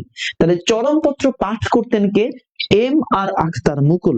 চরমপত্র পাঠ করতেন কে ভাই? এম আর আখতার মুকুল। চরমপত্র পাঠ করতেন কে? এম আর আখতার মুকুল। চরমপত্র পাঠ করতেন কে? এম আর আখতার মুকুল। কোন ভাষায় পাঠ করতেন? ঢাকাইয়া ভাষায় পাঠ করতেন। ঢাকাইয়া ভাষায় তিনি এটা পাঠ করতেন, এম আর আখতার মুকুল। কোন ভাষায় ভাই? ঢাকাইয়া ভাষায় পাঠ করতেন এম আর আখতার মুকুল। খেয়াল করো, এই বেতার কেন্দ্রের আরেকটা অনুষ্ঠান, সেটা হচ্ছে জল্লাদের দরবার। একটা অনুষ্ঠান ছিল, সবচেয়ে অনুষ্ঠান ছিল জল্লাদের দরবার। চরমপত্র, বাংলার মুখ ও জল্লাদের দরবার। এই জল্লাদের দরবার যে অনুষ্ঠানটা হতো, নাটকটা হতো, সেখানে ইয়াহিয়া খানের ব্যঙ্গ চরিত্রটা করতেন কেল্লা ফতে আলী খান। ইয়াহিয়া খানের ব্যঙ্গ চরিত্র করতেন কে? কেল্লা ফতে আলী খান। নারী শিল্পী ছিলেন নমিতা ঘোষ। পত্রিকা পাঠ করতেন বেলাল আহমেদ। পত্রিকা পাঠ করতেন কে? বেলাল আহমেদ। আচ্ছা, এম আর আক্তার মুকুলের একটা একটা গ্রন্থ আছে আমি বিজয় দেখেছি। এম আর আক্তার মুকুলের একটা গ্রন্থ হলো আমি বিজয় দেখেছি। আমি বিজয় দেখেছি। এম আর আক্তার মুকুলের গ্রন্থের নাম কি? আমি বিজয় দেখেছি। আমি কি দেখেছি? আমি বিজয় দেখেছি। আচ্ছা, এবার আসো আমরা একটু আলোচনা করবো মুক্তি ফৌজ। মুক্তিযুদ্ধে মুক্তি ফৌজ থেকে মুক্তি বাহিনী। দেখো 4 এপ্রিল 1971 সালে হবিগঞ্জের তেলিয়াপাড়া চা বাগানে, হবিগঞ্জের কোথায়? তেলিয়াপাড়া চা বাগানে। তাহলে কত তারিখে? এপ্রিল মাসের 4 তারিখে হবিগঞ্জের তেলিয়াপাড়া চা বাগানে, হবিগঞ্জের তেলিয়াপাড়া চা বাগানে 4 এপ্রিল হবিগঞ্জের তেলিয়াপাড়া চা বাগানে মুক্তি ফৌজ গঠন করা হয়। আচ্ছা, এই মুক্তি ফৌজের নাম পরবর্তীতে পরিবর্তন করা হয়, পরিবর্তন করে মুক্তি বাহিনী করা হয়। খেয়াল করো, তাহলে দেখো এই মুক্তি বাহিনীর যে যুদ্ধের কৌশলটা সেটা ছিল তেলিয়াপাড়া ওয়ার স্ট্র্যাটেজি নামে পরিচিত। Teliapara war strategy. আর এটা এই মুক্তি ফৌজ গঠন করছিলেন কে, বা মুক্তি বাহিনী গঠন করেছিলেন কে? কোন হচ্ছেন M A G Usmani. M A G Usmani. M A G Usmani. M A জি উসমানী। রাকিব আল হাসান বলছে টেলিগ্রাম। আমি তো টেলিগ্রাম বলি নাই ভাই, টেলিগ্রাফি বলেছি। ওকে, আসো পরিকল্পিতভাবে মুক্তিযুদ্ধ পরিচালনার জন্য 10 এপ্রিল 1971 সালে, 10 তারিখ, এপ্রিল মাসের 10 তারিখ মুজিবনগর সরকার গঠিত হয় এই দিনে। তাহলে 10 এপ্রিল 1971 সালে বাংলাদেশকে 4টি যুদ্ধ অঞ্চলে ভাগ করা হয়। তাহলে কমেন্টে করো, বাংলাদেশকে কয়টা যুদ্ধ অঞ্চলে ভাগ করা হয়? 4টা যুদ্ধ অঞ্চল। বাংলাদেশকে ভাই কয়টা যুদ্ধ অঞ্চলে ভাগ করা হয়? 4টা যুদ্ধ অঞ্চলে ভাগ করা হয়। এমডি মুজাহিদুল আরিফিন তৌফিক বলতেছে ভাইয়া আন্তর্জাতিক কবে হবে? ভাই উত্তেজনা কমাতে হবে ভাই, তাহলে আন্তর্জাতিক হবে। উত্তেজনা কমাতে হবে, যাদের উত্তেজনা বেশি তাদের একটু সমস্যা, ডিস্টার্ব। উত্তেজনা কমাতে হবে, আগে বাংলাদেশ পাঠ শেষ করতে ধারাবাহিকভাবে পড়াচ্ছি, দায়িত্ব নিছি এই মেয়েটিকে ফাইনাল সেশন বই পুরোটা শেষ করে দিব। তো দায়িত্ব তো নিয়েছি, তো এটা ভালো করে শেষ করাচ্ছি। তো একদম সাম্প্রতিক পড়াইলাম, এবার বাংলাদেশ পড়াবো, এরপর আন্তর্জাতিক পড়াবো। ওকে ওকে, আসেন খেয়াল করেন। তাহলে মুক্তি মুক্তি মুক্তি বাহিনীর শীর্ষ নেতা একটি আলোচনা। মুক্তিযুদ্ধের সর্বাধিনায়ক ছিলেন শেখ মুজিবুর রহমান। মুক্তি বাহিনীর সর্বাধিনায়ক, মুক্তি বাহিনীর সর্বাধিনায়ক, খেয়াল করো, মুক্তি বাহিনীর সর্বাধিনায়ক, মুক্তি বাহিনীর সর্বাধিনায়ক কে ছিলেন? মুক্তি বাহিনীর সর্বাধিনায়ক ছিলেন এম এ জি উসমানী। মুক্তি বাহিনীর সর্বাধিনায়ক কে ছিলেন ভাই? এম এ জি উসমানী। মুক্তি বাহিনীর সর্বাধিনায়ক হলো M A G Usmani. M A জি উসমানী। মুক্তি বাহিনীর সর্বাধিনায়ক হচ্ছেন এম এ জি উসমানী। আচ্ছা, বিমান বাহিনীর প্রধান এবং উপপ্রধান ছিলেন এ কে খন্দকার। চিফ অফ স্টাফ বা সেনা প্রধান ছিলেন কর্নেল এম এ রব। কর্নেল এম এ রব। কর্নেল এম এ রব। আসেন, বাংলাদেশের 3টি ফোর্স, মুক্তিযুদ্ধের সময় যে 3টি ফোর্স ছিল সে 3টা ফোর্স কি? S force, Z force, K force. S force, Z force, K force. S force, Z force, K force. তাহলে জেড ফোর্স জিয়াউর রহমান ছিলেন, এস ফোর্স ছিলেন K M Shafiullah, K force ছিলেন খালেদ মোশাররফ। কে ছিলেন? খালেদ মোশাররফ। মুক্তিযুদ্ধে নৌবাহিনী এবং বিমান বাহিনীর ভূমিকা। নৌবাহিনী জুলাই মাসে গঠিত হয়। নৌবাহিনী ভারত থেকে উপহার পাইছিল বিএনএস পদ্মা আর বিএনএস পলাশ নামক 2টা গানবোট। তাহলে ভারত থেকে দুইটা উপহার পেয়েছে। ভারত থেকে 2টা উপহার পেয়েছে, একটা হচ্ছে বিএনএস পদ্মা আর হচ্ছে বিএনএস পলাশ। বিএনএস পদ্মা আর একটা কি? বিএনএস পলাশ। এই সবাই একটু কমেন্ট করো তো, বিএনএস পদ্মা আর কি? বিএনএস পলাশ। বিএনএস পদ্মা আর এটা কি? বিএনএস পলাশ। আমির স্যার বলতেছেন কতক্ষণ চলবে? যতক্ষণ পর্যন্ত শিক্ষার্থীরা চায় ততক্ষণ পর্যন্ত চলবে আমির স্যার, যতক্ষণ পর্যন্ত শিক্ষার্থীরা চায় ততক্ষণ পর্যন্ত চলবে ইনশাআল্লাহ। ওকে, আমাকে বলো তাহলে কয়টা গানবোট ছিল? 2টা গানবোট ছিল। এই গানবোট ছিল কয়টা? 2টা। সবাই একটু কমেন্ট করো তো, গানবোট ছিল কয়টা? 2টা গানবোট পাইছিল, একটা হচ্ছে বিএনএস পদ্মা, এটা কি? বিএনএস পলাশ। অপারেশন জ্যাকপট, নৌবাহিনী কর্তৃক পরিচালিত যে অপারেশনটা ছিল সেটাকে আমরা বলছি অপারেশন জ্যাকপট। তাহলে নৌবাহিনী কর্তৃক পরিচালিত অপারেশনের নাম কি? সবাই একটু আমাকে বলো তো, নৌবাহিনী কর্তৃক পরিচালিত অপারেশনের নাম কি? নৌবাহিনী কর্তৃক পরিচালিত অপারেশনের নাম কি? Operation jackpot. নৌবাহিনী কর্তৃক পরিচালিত অপারেশনের নাম কি? Operation jackpot. নৌবাহিনী কর্তৃক পরিচালিত অপারেশনের নাম কি? নৌবাহিনী কর্তৃক পরিচালিত অপারেশনের নাম হচ্ছে অপারেশন জ্যাকপট। অপারেশনের নাম কি? Operation jackpot. আচ্ছা, সেটা একদিনে চট্টগ্রাম বন্দরের 10টি এবং মোংলা বন্দরের 50টি জাহাজকে ধ্বংস করেছিল এই অপারেশন জ্যাকপটের মাধ্যমে। আচ্ছা দেখো, এখানে একটু কথাবার্তা আছে, সেটা কথা হলো 15 আগস্ট রাত 12টা তথা 16 আগস্ট 1971 সালে নৌ সেক্টর 10 নং সেক্টরের অধীনে ফ্রান্সের ট্রেনিং প্রাপ্ত বাঙালি নৌ কমান্ডার পরিচালিত পাক বাহিনীর বিরুদ্ধে যে অপারেশন হয় সেটাই হচ্ছে অপারেশন জ্যাকপট। তাহলে 16 আগস্ট 1971 সালে অপারেশন জ্যাকপটটা হয়েছিল। অপারেশন জ্যাকপটটা কখন হয়েছে? অপারেশন জ্যাকপট কখন হয়েছে? অপারেশন জ্যাকপট হয়েছে 16 আগস্ট 1971 সালে অপারেশন জ্যাকপট হয়েছে। 16 আগস্ট 1971 সালে অপারেশন জ্যাকপটটা হয়েছে। 16 আগস্ট 1971 সালে অপারেশন জ্যাকপট হয়। আচ্ছা, এরপরে আসো সশস্ত্র বাহিনী অর্থাৎ 3 বাহিনী, আর্মি, নেভি, এয়ারফোর্স, এই 3 বাহিনীর গঠনের গোপনীয়তা রক্ষার্থে এর গুপ্ত নাম হয় কিলো ফাইট। আর মুক্তিযুদ্ধে বিমান বাহিনী পরিচালিত অপারেশনের নামই হলো অপারেশন কিলো ফাইট। বিমান বাহিনী যে অপারেশন করছে, গোপনে যে অপারেশন করেছে, সে অপারেশনের নাম ছিল অপারেশন কিলো ফাইট। অপারেশনের নাম কি? Operation kilo fight. অপারেশনের নাম কি ছিল ভাই? অপারেশনের কিলো ফাইট নাম ছিল কিলো ফাইট। অপারেশনের নাম কি ছিল? Operation kilo fight. Operation kilo fight. আচ্ছা, এরপরে আসুন মুজিবনগর সরকার। মুজিবনগর সরকার থেকে পরীক্ষা প্রশ্ন আসার সম্ভাবনা কম, এরপরও দেখে রাখো। 10 এপ্রিল গঠিত হয়, 17 এপ্রিল শপথ বাক্য পাঠ করে। মুজিবনগর সরকার বা প্রবাসী সরকারের মন্ত্রণালয় ছিল 12টা, সরকারি মন্ত্রী ছিল মোট 6 জন। আচ্ছা, শেখ মুজিব ছিল রাষ্ট্রপতি, উপরাষ্ট্রপতি সৈয়দ নজরুল ইসলাম, তাজউদ্দিন আহমেদ ছিল প্রধানমন্ত্রী। দেখে রাখো, জাস্ট রিডিং দিয়ে যাও, আসার সম্ভাবনা কম, আসার সম্ভাবনা কম। আমরা যেটা পড়বো, মুক্তিযুদ্ধের বিদেশিদের কূটনৈতিক মিশন। কূটনৈতিক মিশন, বাংলাদেশের প্রথম মিশন স্থাপিত হয় কলকাতায়, ঢাকায়। বাংলাদেশের প্রথম মিশন স্থাপিত হয় কোথায়? ঢাকার কলকাতায়। প্রথম মিশন স্থাপিত হয় কোথায় ভাই? কলকাতায়। ঢাকার কোথায়? কলকাতায় প্রথম মিশন স্থাপিত হয়। ঢাকার কলকাতায় প্রথম মিশন স্থাপিত হয়। ঢাকার কোথায় স্থাপিত হয়? কলকাতায় মিশন স্থাপিত হয়। আচ্ছা, 1971 সালের 18 এপ্রিল কলকাতা মিশনে, কোন মিশনে? এই বলো তো আমাকে। মিশন কলকাতা মিশনে 18 এপ্রিল কলকাতা মিশনে প্রথম জাতীয় পতাকা উত্তোলন যিনি করেন, তার নাম হলো M.R. হোসেন আলী। কি নাম? M.R. Hossain Ali. M.R. Hossain Ali. M.R. Hossain Ali. তাহলে মুক্তিযুদ্ধের প্রথম বিদেশি মিশনের নাম কি ছিল? মুক্তিযুদ্ধের সময়টাতে প্রথম বিদেশি মিশনের নাম কি ছিল? মুক্তিযুদ্ধের প্রথম যে মিশনটা ছিল, সেই মিশনের নাম কি ছিল? প্রথম বিদেশি মিশনের নাম কি ছিল? প্রথম বিদেশি মিশনের নাম কি ছিল? কলকাতা মিশন। নাম কি ছিল ভাই? কলকাতা মিশন। নাম ছিল কলকাতা মিশন। সেই কলকাতা মিশনে খেয়াল করো, সেই কলকাতা মিশনে জাতীয় পতাকা প্রথম উত্তোলন করলেন কে? M.R. হোসেন আলী। M.R. হোসেন আলী। আচ্ছা, খেয়াল করো, এখানে আমরা একটু দেখি যে বিদেশি যে মিশনগুলো, এই মিশনগুলো একটু দেখতে হবে। কলকাতায় যেটা ভারতে M.R. হোসেন আলী, দিল্লি ভারত যেটা হুমায়ুন রশিদ চৌধুরী, লন্ডন বা যুক্তরাজ্যতে যে মিশন ছিল সেটা দায়িত্বে ছিলেন বিচারপতি আবু সাইদ চৌধুরী। বিচারপতি আবু সাইদ চৌধুরী। লন্ডন যে মিশনে দায়িত্বে ছিলেন সেটা হচ্ছে বিচারপতি আবু সাইদ চৌধুরী মিশন। কার মিশন? বিচারপতি আবু সাইদ চৌধুরী। বিচারপতি আবু সাইদ চৌধুরী। আচ্ছা, ওয়াশিংটন যুক্তরাষ্ট্রতে M.R. সিদ্দিকী। ওয়াশিংটন যুক্তরাষ্ট্রে ছিলেন M.R. সিদ্দিকী। এই 4টা মিশন ভালো করে দেখে যাবা। এই 4টা মিশন ভালো করে দেখে যাবা। ওকে, এই 4টা মিশন। আচ্ছা, মুক্তিযুদ্ধের সেক্টর। মুক্তিযুদ্ধের সেক্টর থেকে পরীক্ষা প্রশ্ন তোমরা কমন পাবা। দেখো, তোমরা যে বিশ্ববিদ্যালয়ে পরীক্ষা দাও না কেন, সেক্টরগুলো থেকে পরীক্ষার প্রশ্ন কমন পাবা। সেক্টর, মুক্তিযুদ্ধের সময় মুজিবনগর সরকারের তাজউদ্দিন আহমেদের নির্দেশে M.A.J. ওসমানী বাংলাদেশকে 11টা সেক্টরে ভাগ করেছেন। কয়টা সেক্টর? 11টা সেক্টরে ভাগ করেছিলেন। 11টা সেক্টরে ভাগ করেন। দেখো, 11টা সেক্টর, এই সেক্টরগুলো ভাগ শুরু হলো বাংলাদেশের দক্ষিণ অঞ্চল থেকে। কোন অঞ্চল থেকে? দক্ষিণ।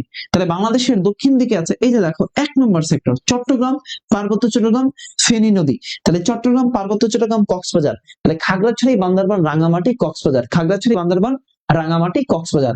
1 নম্বর সেক্টর। কত নম্বর সেক্টর? 1। তাহলে খাগড়াছড়ি, বান্দরবান, রাঙ্গামাটি, কক্সবাজার 1 নম্বর সেক্টরে ছিল। কত নম্বর সেক্টর ভাইয়া? 1। খাগড়াছড়ি, বান্দরবান, রাঙ্গামাটি। খাগড়াছড়ি, বান্দরবান, রাঙ্গামাটি, কক্সবাজার, ফেনী নদী পর্যন্ত কত নম্বর সেক্টরে ছিল? 1 নম্বর সেক্টর। 2 এ ছিল প্রধান ঢাকা শহর। 2 এ কি ছিল? প্রধান ঢাকা শহর। 2 এ কি ছিল ভাই? প্রধান ঢাকা শহর। অর্থাৎ ঢাকা শহরের পাশাপাশি কুমিল্লা, নোয়াখালী, ব্রাহ্মণবাড়িয়ার আখাউড়া রেল স্টেশন। কুমিল্লা, নোয়াখালী, ব্রাহ্মণবাড়িয়ার আখাউড়া রেল স্টেশন। কুমিল্লা, নোয়াখালী, বাড়িয়ার আখাউড়া রেল স্টেশন পর্যন্ত ছিল। 3 এ ছিল ঢাকার পার্শ্ববর্তী অঞ্চল। 3 এ কে ছিল? ঢাকার পার্শ্ববর্তী অঞ্চল। 3 এ কে ছিল? ঢাকার পার্শ্ববর্তী অঞ্চল। অর্থাৎ ঢাকা জেলার কিছু অংশ, যেমন কিশোরগঞ্জ, হবিগঞ্জ, ভৈরব, ভৈরব, ভৈরব, তারপরে হচ্ছে নরসিংদী, কিশোরগঞ্জ, হবিগঞ্জ, ভৈরব, নরসিংদী, তারপর ছিল বেলাব, কিশোরগঞ্জ, হবিগঞ্জ, নরসিংদী, বেলাব, ভৈরব, এই অঞ্চলগুলো ছিল 3 নম্বর সেক্টর, ঢাকার পার্শ্ববর্তী অঞ্চল। তাহলে 1 চট্টগ্রাম, খাগড়াছড়ি, বান্দরবান, রাঙামাটি, ফেনী নদী পর্যন্ত। 2 ঢাকা, 2 কি, 2 হচ্ছে ঢাকা, 2 কি ভাই, 2 ঢাকা, কুমিল্লা, নোয়াখালী। 3 ঢাকার পার্শ্ববর্তী অঞ্চল, 3 কি, ঢাকার পার্শ্ববর্তী অঞ্চল, অর্থাৎ কিশোরগঞ্জ, হবিগঞ্জ, নরসিংদী, বেলাব, রায়পুরা, নরসিংদী, বেলাব, রায়পুরা। আচ্ছা, এবার আসো 4 সিলেট, সিলেটের দক্ষিণ পূর্বাঞ্চল, আর 5 সিলেটের উত্তরাঞ্চল। তাহলে 4 সিলেট, 5 সিলেট, 4 সিলেট, 5 সিলেট, 4 সিলেট, 5 সিলেট, 4